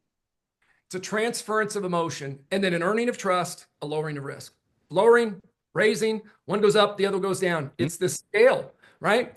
All right. So what I do is I got to close when the emotion's high, when I'm in front of them. And I'm not saying that, listen, some of you are wanting to argue right now. Yes, you can get follow-ups. Yes, I have a follow-up process. I'm not going to give up on them. Follow-up is key, right? Hmm. In fact, I think I listened to so many things. Did you have a guy on your podcast talking about the magic of follow-ups? 100%. Yeah, we had Doug What Brown a recently. stud Another that Doug. guy is. What a Yeah. stud that guy is when he was talking about all his percentages and all that stuff with follow up. Mhm. I'd highly recommend go listen to that Close It Now podcast with the guy talking about the power of follow up. But what I am saying is our best chance, and by the way, if I have to see everybody twice, I can only see half as many people. Here's the 6 word, 3 part cadence. How much too much is it? All right. So, Sam, let's just say that I say, is it, do you have additional questions? Is it not the right product or service that'll solve the challenges we've identified? Or is it just about the price? Which one of those do you think it is for you, Sam? It's really the price. It's I would say it's definitely sticker shock. All the research we did, people we talked to, it just seems really high, man. Yeah, it is. It's a lot of money. It's a lot of money for quality, Sam. It's a lot of money to do the job right and stand behind your work and provide the warranties and guarantees we do with the professionally trained techs and the tools, the torches, the refrigerants, everything else. It is a Hmm. lot. Let me ask you this. How much too much is it? We're at 19,000. How much too much is it? That's a good question. I think right now we just don't know what we don't know. You guys are the first in, and it's just we're in this phase of figuring it out. I mean, yeah, we want to make a decision soon, but we don't want to rush into anything either. I'm going to let our listeners enter the mind of me and Sam both. He's lying. He's negotiating. What I know is he has a number. And when I say how much too much is it, you know what the consumer thinks? He's about to drop his price. Hmm. And he has a number in his mind. And that number might be 10. It might be 15. It might be 18. We don't know. But here's what I would say. At least you stand a fighter's chance if you just implement this now. So if you go back and listen to this podcast, and by the way, I've customized this closing sequence. And like I said, we have hundreds. But this comes out of the book, How to Master the Art of Selling with Tom Hopkins. Hmm. It's set it up with an intention statement. We don't even need to set the intention statement. I just came down to the end and did a different version. I didn't even have to close them early on and get them to agree that they could make a decision today. I got down to the end and Sam said he's got to think about it. And I said, most of our customers in similar situations have shared with us when they're not ready to move forward, it's one of 3 things: Hmm. questions, product or service, or price. And that person thinks you're going to negotiate and drop your price. So guess what? They're going to tell you exactly what you wanted to hear if you're not afraid of price. And so then I'll give you another technique. If Sam says, and by the way, usually they give you a number, but if Sam did what he does, I'll role Sure. play it that way. Right? Role play Hmm. is role play. And so Sam says, Doug, we don't even have any idea the first one. Sam, it sounds like this really is a big decision. It's a lot more than you thought, and you haven't got any more bids, quotes, or estimates from any of our competitors. Is that right? Yeah, that's correct for sure. Sam, just a moment ago, you'd shared with me that you'd done a lot of research, and you said that it sounded like it was a lot higher than what you'd learned about online in order to replace a full system, furnace, air conditioner, high efficiency, variable Hmm. speed, modulating blower, all those things. And we're at 19. What do you remember that the online experts had to say about what it would take to install a system like this with a team like ours? Well, I mean, there obviously it wasn't that definitive when we were doing the research. It just kind of, the Google spit us back this kind of generic number, but it was saying that it could range from, usually 12 to 16, somewhere in that range is usually what they were saying. Yeah, sounds like probably an article you were reading was probably about single stage equipment, and probably not high efficiency modulating. And who knows, right? I mean, Sure. who knows if that was even considering the amount of the permit, right? Or a Right. 1 year test drive where we would Yeah. buy the And it system, didn't give a location or anything either, so right? Cost of living, different parts of the country, equipment prices, shipping cost, all those things, different distributions, manufacturing, brands, all those things. Sam, it sounds like you were hoping to probably not be much more than 16,000. Am I hearing you correctly when you say on the high end 16? um, we're the family that, we'll pay for quality if the value's there. Okay. We're not never get a shortcut anything. We just, we don't want to pay more than we have to for the right project. And I wouldn't want you to. Yeah, absolutely. I mean, um, so it sounds like maybe if you felt like the value was there, you could maybe entertain the idea of 19,000, but it's just a lot more than you expected. Am I right? Yeah, yeah, absolutely. The difference between 19 and 16 is about $3,000, if my math is correct, and I'm not the Mhm. greatest at math. Yeah.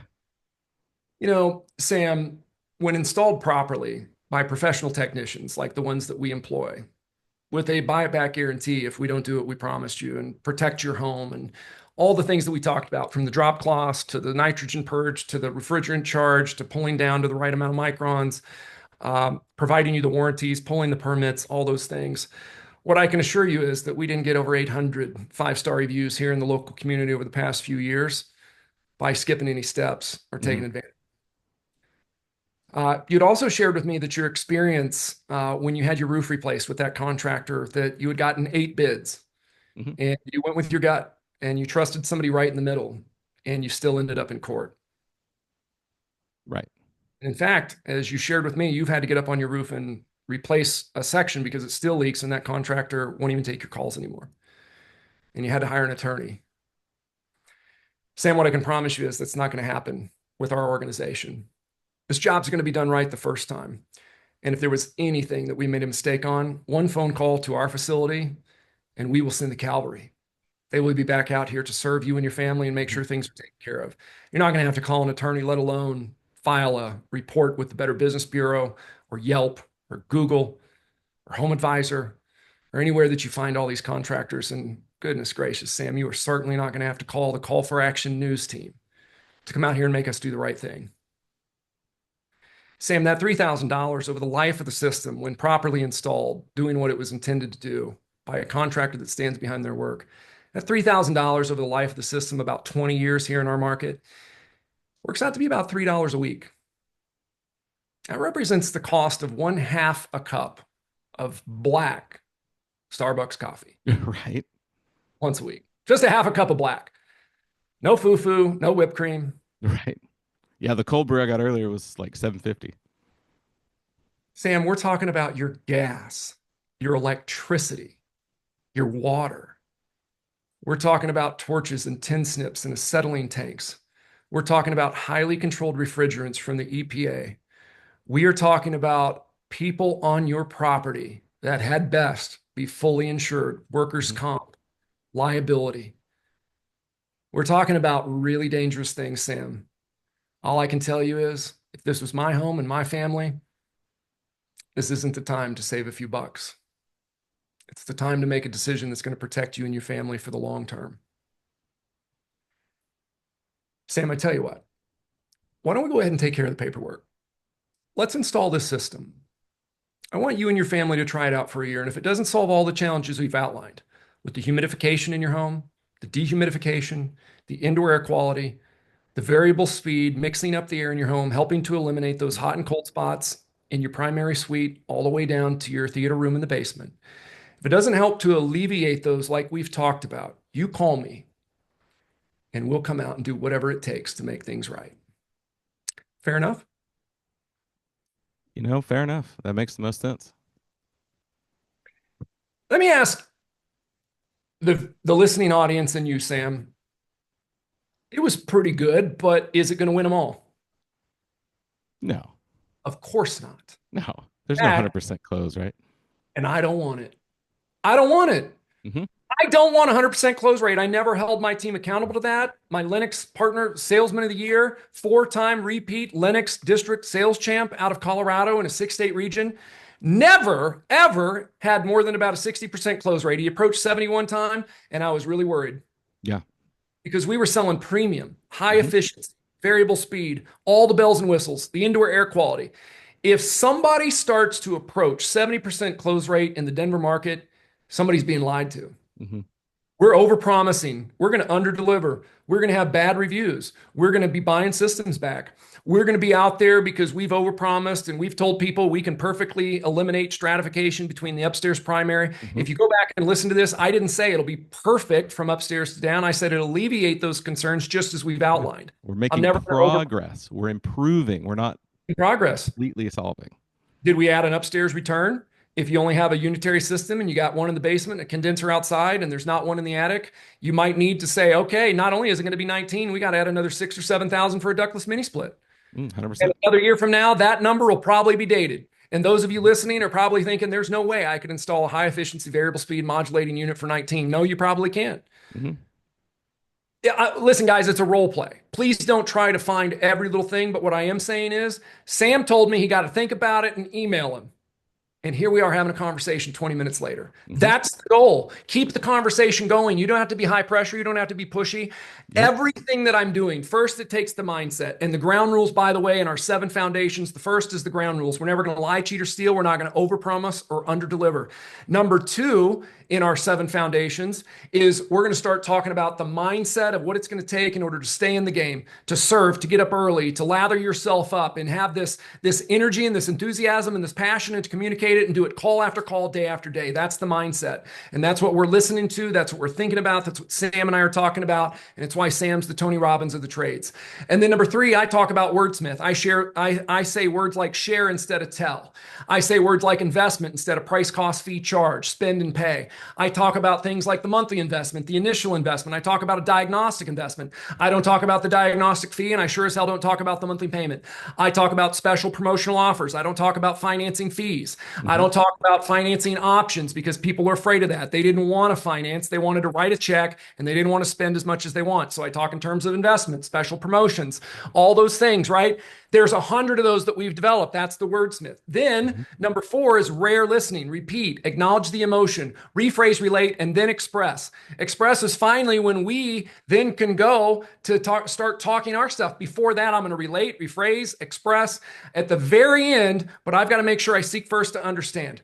After that, then I'm going to go into these third person transition statements like I outlined in that role play. I'm saying most of our customers in similar situations. That is Hmm. the opposite from saying you need to do this or I would. I'm saying most of our customers would, which in the 7 principles of persuasion out of Robert Cialdini's book, Persuasion and Influence, he talks about social proof, right? So I'm leveraging social proof. I'm Hmm. leveraging consistency by talking about others and what they're doing in similar situations, not the same. And oh, by the way, it also makes me authority because I'm in the know, the authority. I'll enunciate that. After we generalize and transition to those type of things, now I'm going to come back and I'm going to say, every single sentence, how many of the 7 principles of persuasion can I use? And then at the very end, it's going to come down to what I call the EKG level of performance. Hmm. How do we perform? What is our cadence? What is our structure? What is our sentence structure? How do we perform? And what is our body language? Because that matters too. Eye contact, when we should make eye contact, we should break eye contact, when we lean up, when we lean back, when we stand up, when we sit down. Every detail matters in a sales process. I love And this if so you much, haven't man. mastered that, if you haven't done what Sam and I have been working on for the last 20 years of our career, then you're leaving yourself short of what your legacy could have been in these trades. And you're doing it day by day, call by call. Again, it's going to be a 1,000-mile journey. If I'm speaking foreign language and Sam's speaking foreign language, you're like, what the hell are these guys talking about? What? That just happened. We are nuts. But you know what? We love this. We're passionate about it. It'll work Mhm. for you. And I'm going to go back to the ground rules for 1 minute because listening to a guy like me rattle off a bunch of this stuff might start to sound like manipulation. I'm going to encourage all of our audience that has a problem with being in sales or selling things to people. I want you to think about this. The difference between manipulation and persuasion, I believe, comes down to one word: intent. How Hmm. do I know that? Because if I go to work and Sam has a contracting business and I go to work for Sam for the next couple of years and he teaches me all of his secret sauce, all of his scripts, all of his close it now, all of his mindset training and all of his meditations and all of the things, the amazing stuff that Sam's doing to change our industry. And then I make some poor decisions. And Sam says, Doug, I love you, man. You're great in so many ways, but I can't overlook this one. Hmm. I need you to turn in your uniforms and your keys. You're done. Now, I got a lot of skills I learned from Sam. Let's just say that I did a presentation and I went out and I closed this $19,000 sale, this make believe $19,000 sale today. But tonight, I don't know, I hit on the homeowner, right? I stole some things out of her drawers and she got me on tape, right? And she sends the tape to Sam. Sam fires me, says, Doug, it's such a poor taste and character mistake. I've got to fire you. I have no choice. And you're not available for rehire ever with a mistake like that. So the next day, I call a competitor that I'm always up against, and I go to work for him. And the very next night, I'm running a lead. And the very next night, I use everything that Sam taught me over the last decade. Same price, same system, and I sell it for $19,000. And I make all the same promises. The difference is I went to work for a shady contractor and I knew it. I knew he doesn't stand behind his work. I've seen his installs.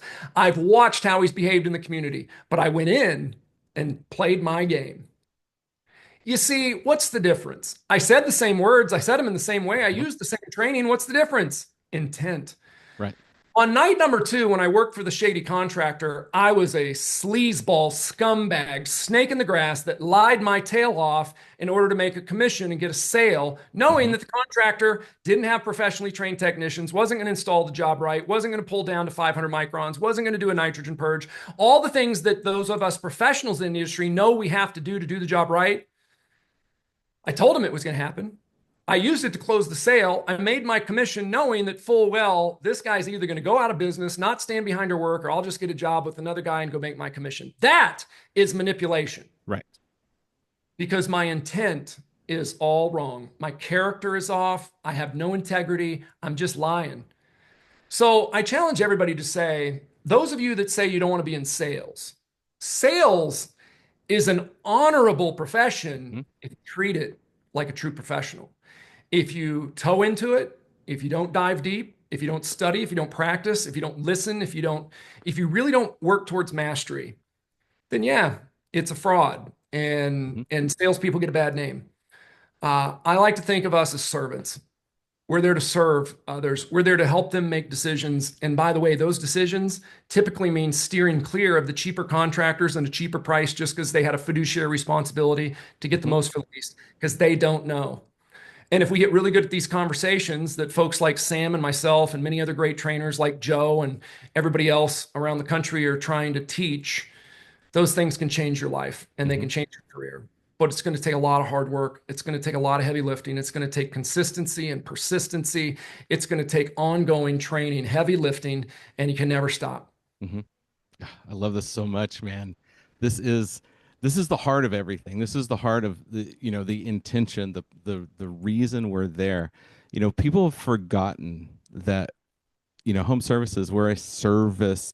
It's in the name, home services. We're a service industry.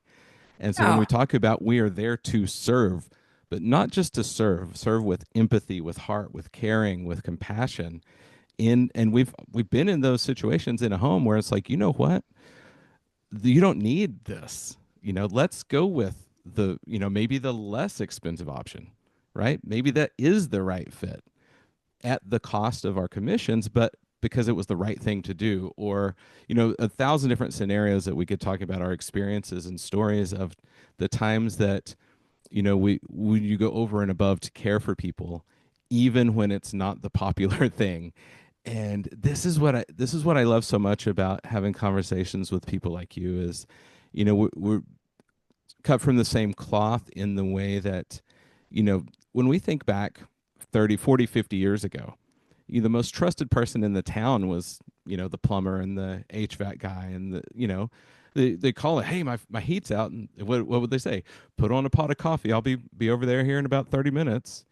And there was no getting bids. There was no shopping around because they were the trusted person. And our Right. industry has really ruined so much of that with the sell at all costs type of mentality, which is we're kind of dancing around, but I'm just going to call it out. Talk about the Yeah. elephant in the room right now, especially in our industry. And it's this has been my heart and my soapbox for a while is like, let's bring trust back to the trades. Let's bring it back to a place where people have that, hey, this is my air conditioner guy, this is my heater guy, right? This is my plumber.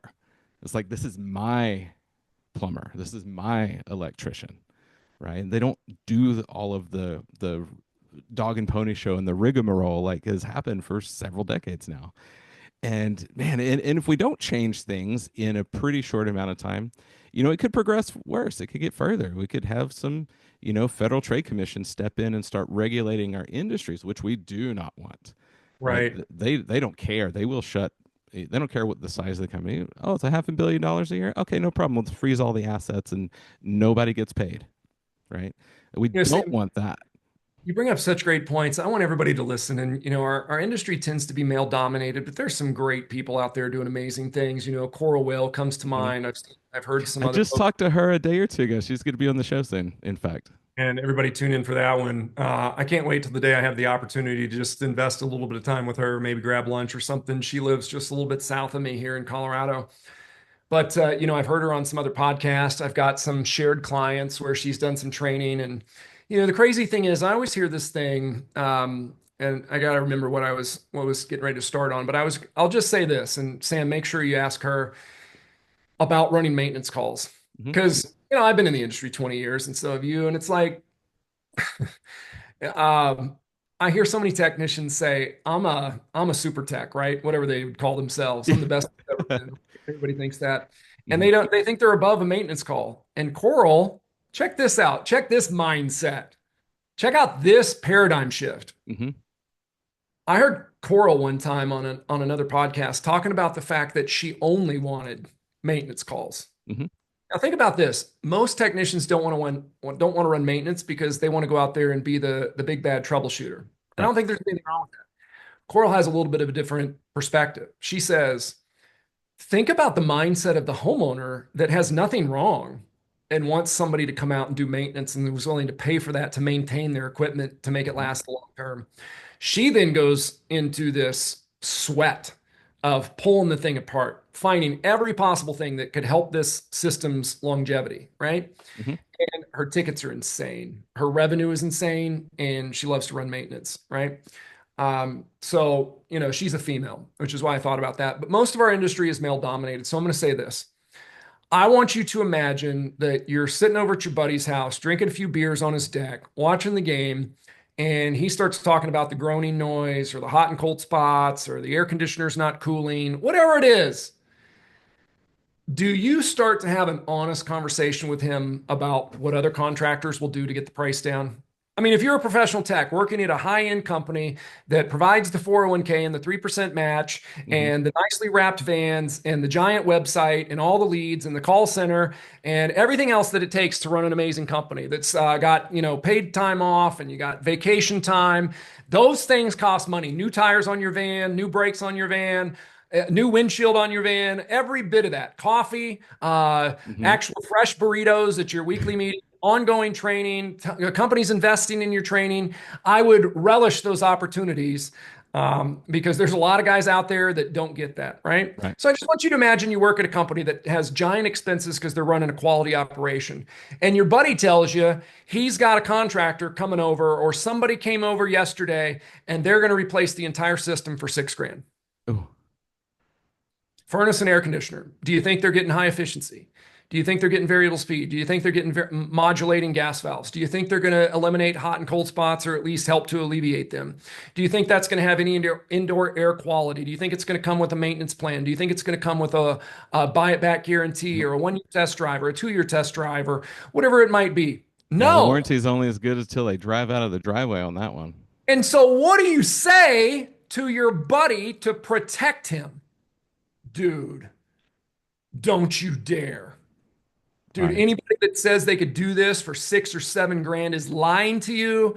They're not going to stand behind their work. It's not going to solve this. Show me what they told you. And then all of a sudden, the guy's going to go get his notebook piece of paper or his napkin or Hmm. whatever the guy wrote his bid Scribble on on. the back of the card and Right? thrown at him. The guy got an email, and the email has like a couple of bullet points. New 80% furnace, new 14 SEER air conditioner, whatever, depending on the time, the country and the Mason-Dixon line and all those things. Anyway, my point is you would save his butt from making a poor decision. Yep. All I'm saying is let's work so hard that we get to have these conversations proactively up front in a way that serves our homeowner and not to use scare tactics, to have an Hmm. honest conversation that serves them and keeps them from making a decision that is actually not in their best interest, even though they think it is. If you go back to our role play and just we pick numbers out of the air, 19, 16, 12, whatever. If you're in this industry, you know you cannot run a company for the long haul installing great equipment that's going to solve all those challenges for 12 grand. No. And you probably can't do it for 16 unless you're far underpriced and you're not planning on being around long term. And if you are selling it for that, it probably means you don't have a team and you don't have Service Titan or House Call Pro or anybody else. I don't know if anybody Hmm. sponsors your podcast, Sam. So I'm just throwing some names out. Yep. What I Nope. can No tell you sponsors is, on this show. okay, We keep it organic. what I can tell you is every single thing, even before the doors open and the lights get flicked on, it's like that national debt ticker when you're at the helm and you're running Hmm. a business in this industry, and it just keeps running, right?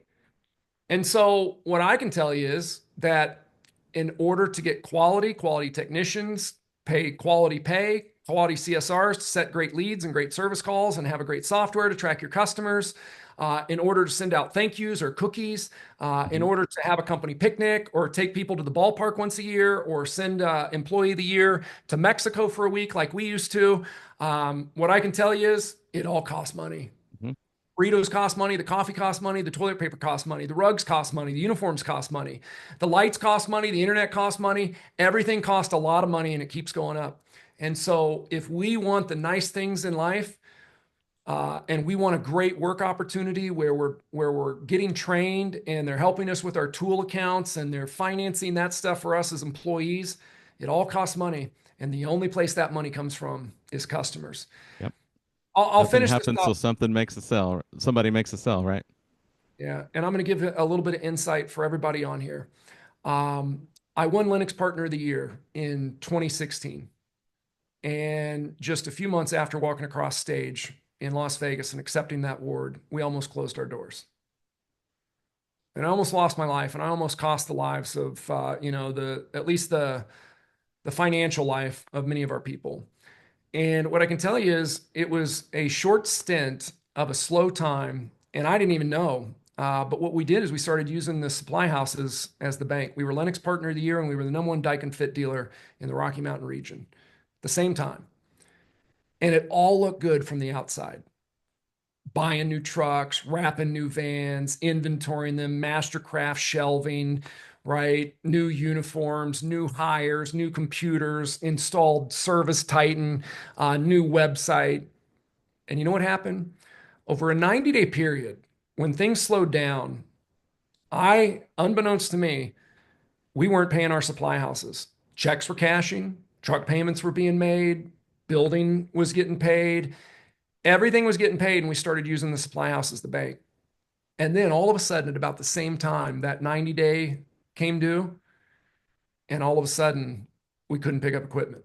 And then we were behind with the other supplier. We couldn't pick up equipment. And then we went to our third supplier. We couldn't Ooh. pick up. It was a really scary time. And we started to fix things. And one of the things I said is, we will never again waive a diagnostic, nor will we ever include it in the cost of a repair. We need that $99 at the time. I also said we will no longer discount a job, not 10%, not 1%. We will go out there and we will sell our value and we will maintain our price. So I don't teach anybody how to discount. We all are pretty good about that already. And in 1 year, Sam, we not only paid off all that debt and got current, we came back like a phoenix rising from the ashes and we won Linux Partner of the Year again. 2017 is one of the most difficult years of my life. It was so stressful. If you ever see some of my videos that I had filmed, I literally look 10 years younger today than I did. No doubt. There's this old adage that those that can't do teach. I promise you, I could drop into a town and scale a company real quick. I could hire, I could recruit, I could train, I could serve. We could start communicating in different and more effective ways, Hmm. and we would Same. gobble up market share. But this is a hard, hard business. And I'm telling you, I have no interest in doing it again. I did it. I proved it twice, and then I almost lost my tail, and then Hmm. I proved it again. So once in the Springs, twice in Denver, and almost closed the doors. And now I feel like my life's mission is to serve others. Hmm. Zig Ziglar said you can have anything you want in your life as long as you help others get what they want. I 100%. feel like those challenges that I went through and the darkest of times and how we pulled out of that, um, I think I have a message to share. Hmm. And I think I have a way that can help people work their way out of this. So if you've plateaued or you're plummeting or you just want to do a little bit better, I think guys like you and I are in this to help. We're not here to fleece the contractor. We're not here to take advantage of them and charge them for raw sales training or, Agreed. hardcore closing tactics, right? I care about people. I care about men. I care about women. I care about business owners and techs and the tradespeople, blue collar. That's my people, right? I wear a Hmm. collared shirt, and if you see any of my branding, I'm always in a sport coat. It's a uniform. I grew up in the country changing my own brakes and my transmission, and I just don't like it.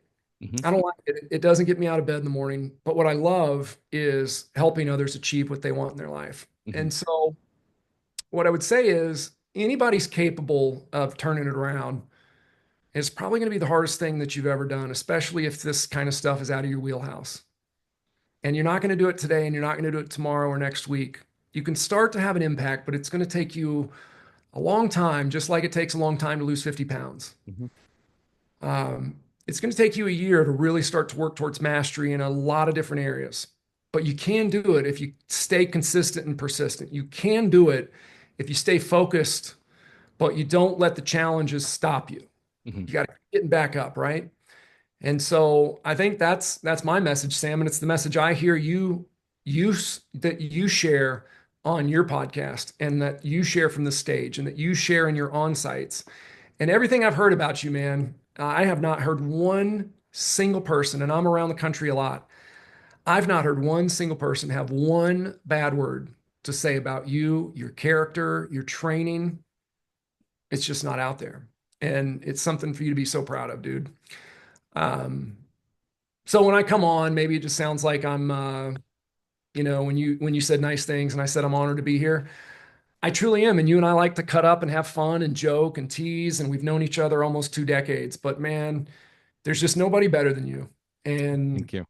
I'm just honored to be on here and be a part of what you're building and how you're serving our trades. And I'll finish with this. I have so many clients that their website looks great, their trucks look great, they're going to all the conferences.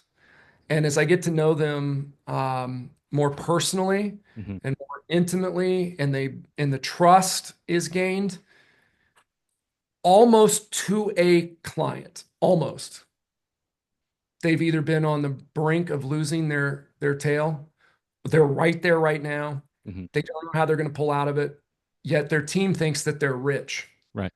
because they got a big house and they got a big car and they got 10 trucks or 50 trucks.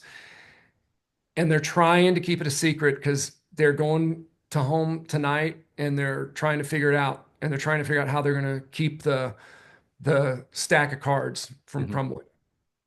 It's scary. And I lived it. And so I can relate to it as a business owner in these trades to say, man, it is not all it's cracked up to be. And I also know a number of people who just went back from the ownership side and just went to become a comfort advisor or a tech. Hmm. You can go out there and run a couple leads a day, serving people incredibly well, never lying, cheating, or stealing, recommending great stuff, getting great at the way you explain how our industry works. And you can make yourself a couple hundred grand a year. There's people out there making, 500, 600, 800 grand a year, Hmm. and they're not selling anything to anybody that they don't need or that they haven't been honest about. It is Truth. possible. And I will tell you this, um, scaling a business in just a number of months from 800 to 8 million, It's a lot of stress. It was a lot of debt. Mhm. We didn't, I didn't put any money into that company. It was all based on raising prices and selling better. And then we got in some trouble and it happened just that fast, 90 days. We Mhm. got behind with suppliers. Took us an entire year to get back to even and pay all that off. And then when they win the award again. And I can tell you it was, man, it was nip and tuck there for quite a while. But we did it by doubling down on training. We did it Yeah. by doubling down on role play and communication and ride-alongs and Mhm. phone calls and listening and having the integrity to hear the hard stuff and say, "Yep, I could have scheduled that call better. I didn't get both homeowners present. Yep, I could have got that comfort advisor a full 90 minutes with both homeowners. I could have scheduled that call better. I could have Mhm. looked at the schedule and not sent a guy across town and wasted an hour when there was a guy 1 mile away finishing up a call in 15 minutes. Right. All of those things can be done, but it's going to be work. It's going to be hard. And so just know if you're listening to this, there's a lot of guys out there that look like they're doing really well, just like I did after winning that award. And just a few months is all it took. And it Mhm. almost, and there's a lot of guys out there facing that. So if your business owner seems stressed and he seems like a jerk and he keeps harping on you on your close rates and why didn't you close that one? And, we got to get better. It's probably not just because he wants to buy another car or another boat. Right. Yep. Yeah, There's a that's out reason. there. But man, I'm telling you, this business it's harder than it looks from the outside, a lot harder than it looks. Yeah. It's going to take a lot of work. Love it. If it's easy, everybody would do it, right? And the challenge is a lot of people do try to do it. And you mentioned this as we got started today, Sam. There's a lot of companies talking about millions and millions and millions of dollars of growth and exiting and private equity and all this. And I'm telling you, for every one of those, there's 10,000 Mhm. that have a different story. Yeah. Those are the ones that make all the social medias and the conferences and the big stages and the ones we all hear about. It's literally like, and I know we've all seen this, the Instagram models that have the courage to say, let me take off all the filters. Mhm. And then you're like, oh my God, it's not even the same person. Right. It's like what Vanity Fair and Redbook and Cosmo and all these magazines have been doing for years. And now everybody can do it with Mhm. their own screen. And now instead of seeing this incredible supermodel that looks amazing on the cover of Cosmo, well, everyone can do it now on Instagram with a stupid little filter. And then we buy into it and go, oh, that's what a woman looks like, or that's what a guy looks like, or everybody has a yacht, or everybody has $100 million company. Mhm.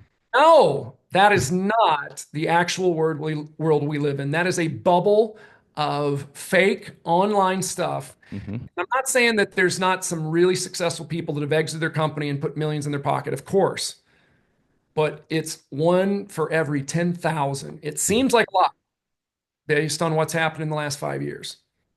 I can tell you, being in the trenches, just like you, Sam, the people that we're working with, they need every last penny to make their Right. payroll every Friday. Absolutely. And that's that's so much of where and I love that we are kind of landing here on landing this plane because this is who the message is for.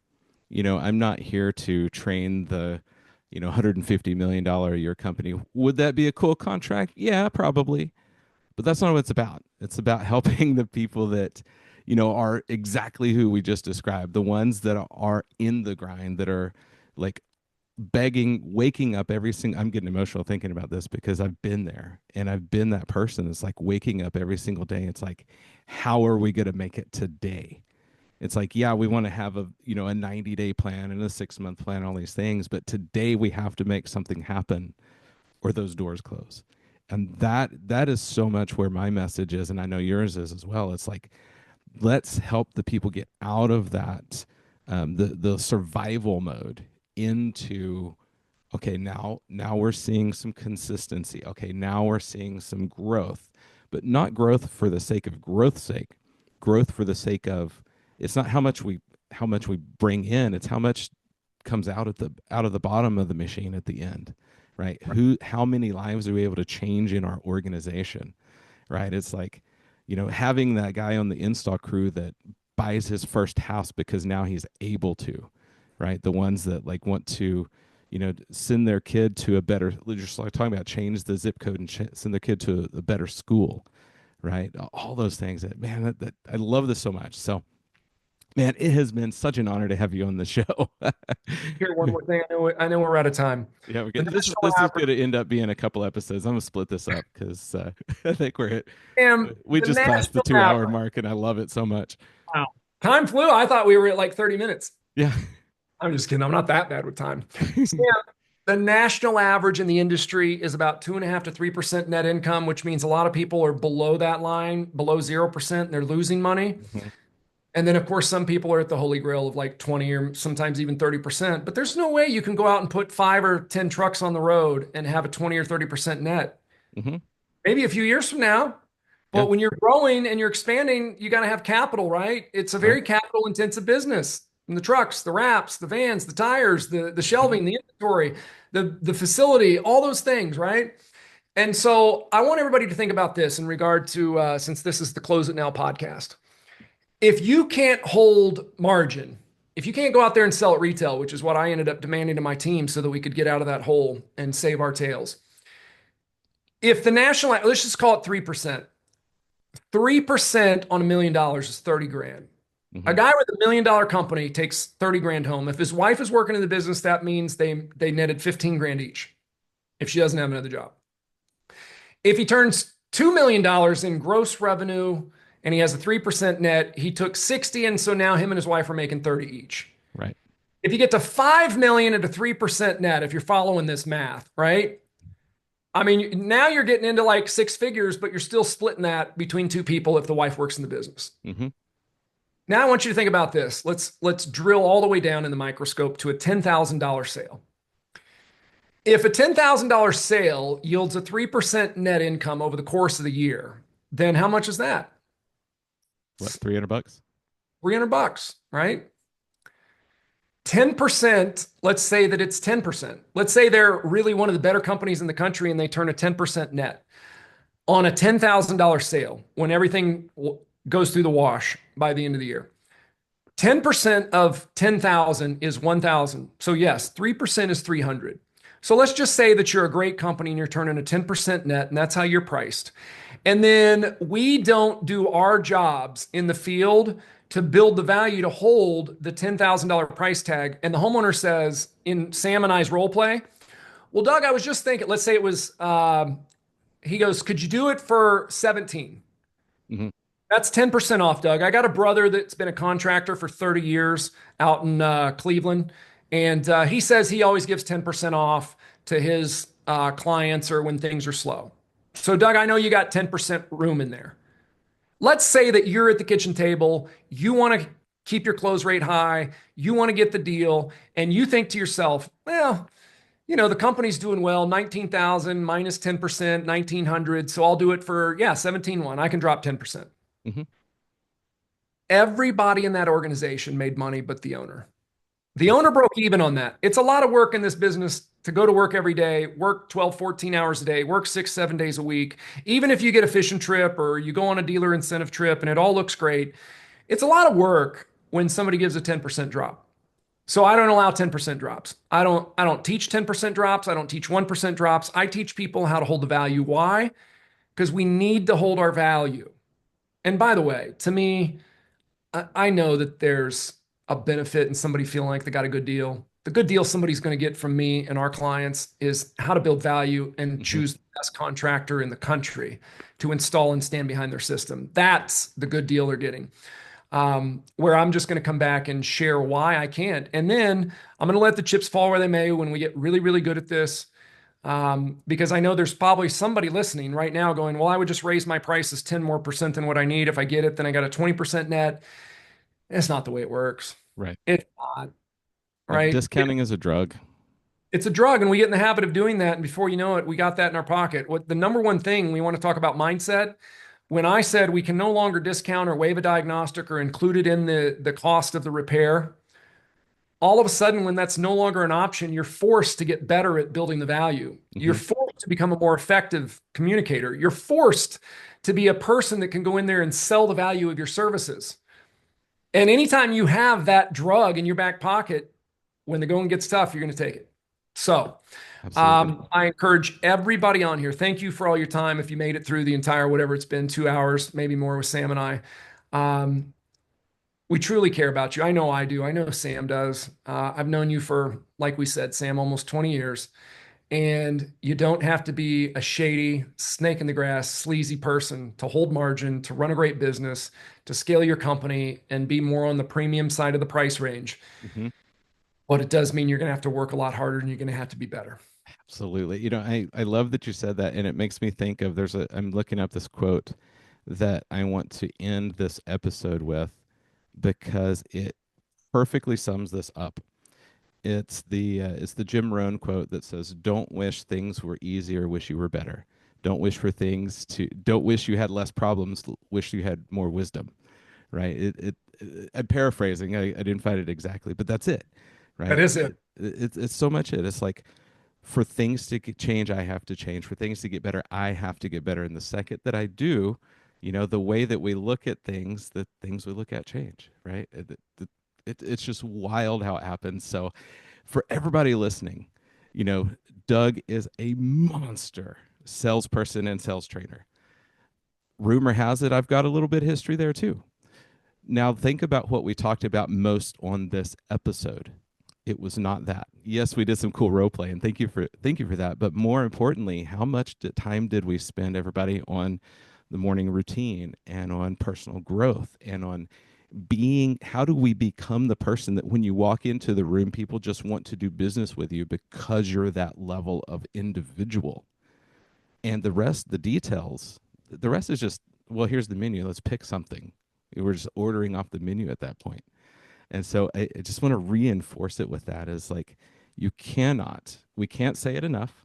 We can't reinforce it enough. And you cannot spend too much time developing yourself first. Because unless you put that oxygen mask on, that you can't take care of anybody else. You can't pour from an empty cup. And that's so much of the heart of where we're at. So man, we could go on forever. I'm sure that we will do. I'm sure another episode at least at some point. Amazing. Dave, can I do a giveaway for your listeners? I was about to ask. Let's tell everybody how to get in touch with you, and if there's anything, any promos or any programs that you're really working on, what you're excited about, and absolutely Listen, do that. thank you so much, Sam. I'm never going to turn this into a sales presentation. I know that guys like you and I like to let our content speak for itself. We've developed thousands of online videos in a virtual learning program that encompasses every division of your company, from call center to tech to sales to leadership. Fully interactive, fully engaging role plays, filmed in real vans, in real kitchens, in real entryways. And so, part of that program, I mentioned our 7 foundations. Foundation number 3 is to become a wordsmith. We have about an 11 video series within that virtual program. And what I'd like to do is just offer that to your listeners. So if you go to synergylearningsystems.net, it's .net, not .com. Go to synergylearningsystems.net. There's a lot of free content on there. If you go to the Contact Us page, there's a drop down, and you will find in that drop down, Close It Now. If you click on Close It Now and submit that form, our team will send you the wordsmithing program absolutely free. And I give you my word and my promise. Please don't give us like your old Yahoo email address. I apologize if anybody's still actually using a Yahoo email address. Or the AOL or Hotmail. Well, yeah, don't, I should have said AOL. Or Netscape. I don't know. Yeah. Here's what I will say. Our organization will absolutely never spam you. The only time we send emails to anybody that puts their email address in is to do what we would call content marketing, which means occasionally, every month or two, we will send out a free set of videos with some of our content. We just share it for free. All different role plays, how to overcome 3 bids, brands, how to book a service call, how to schedule a sales lead, all those things. And so if you do get an email from us, it will never, ever, ever just be a sales presentation or buy this, or we've got this event. It's content marketing. We're going to continue to add value. If you find value in what we do, maybe one day you become a friend, maybe one day you become a client. My main thing is meaningful connections, and how can I and how can Sam add value to this industry? And so this is one way we can do it. Go to our website, check out all the free stuff. Get yourself a free video set of all the words that we call the dirty words of anti-persuasion that we never again want to utter on a sales call, a service call, or a call in our call center, and start to change those out. And Mhm. it's yours for listening and making it to the end here today. Well, thank you for that giveaway. That is super powerful. Everybody that's listening also. This is fun because I have a new product I've developed that perfectly fits the heart of this conversation. Is there is also I recorded a, call it what you want. It's a guided meditation or a hypnosis for that top performing salesperson. How do we break through that to mental barrier like we were talking about? It's like, so many times we have our thermostat of our life set at a certain level, and we'll see some success. We do this work, we do this inner work, and it's like we get past it, and then all of a sudden something happens in our life. We might self-sabotage, or it just seems like, well, life hit us hard and it slams us right back down to that upper limit, wherever that thermostat of our life is set. So I actually recorded a hypnosis recently that is 17 minutes long. Listen to this when you're first waking up, when you're going to bed, and really sink into it, everybody. And it is my gift as well. So we've got a lot of value coming in on this one, but Sam, I'm on it. I'm on it. I am definitely, as soon as we get off of here, I'm going to the site. I'm getting love that it. thing. Yeah, I'll send you the link for that. But what it does, it's so cool for everybody listening. It helps you visualize what it looks like, sounds like, feels like to be the person who wins all the awards, the one who always tops your leaderboard, the one that gets the accolades. That's like, for what and it's cool because it's customized to, as you listen, your own programming is going to put yourself in the right place. So if you're not the person that's about the accolades, that's okay. If you're not the person that's about, the Lamborghini or whatever, that's fine, but it will help you resonate to the level of success. And that's really what it's about. So for everybody listening, also in the show notes is going to be the link for both of these giveaways. And I love that this is such a value packed episode, 2 episodes for everybody. I know what I'm doing tomorrow at 4:30 to 4:47. I'm going to be listening to Sam Wakefield in my ear with a meditation about how to become great. Love it. Love it. Well, Guaranteed. thank you so much for being here, man. Let's land this plane. And for everybody out there, you know how we do this. Go be someone worth buying from. Thank you, Sam.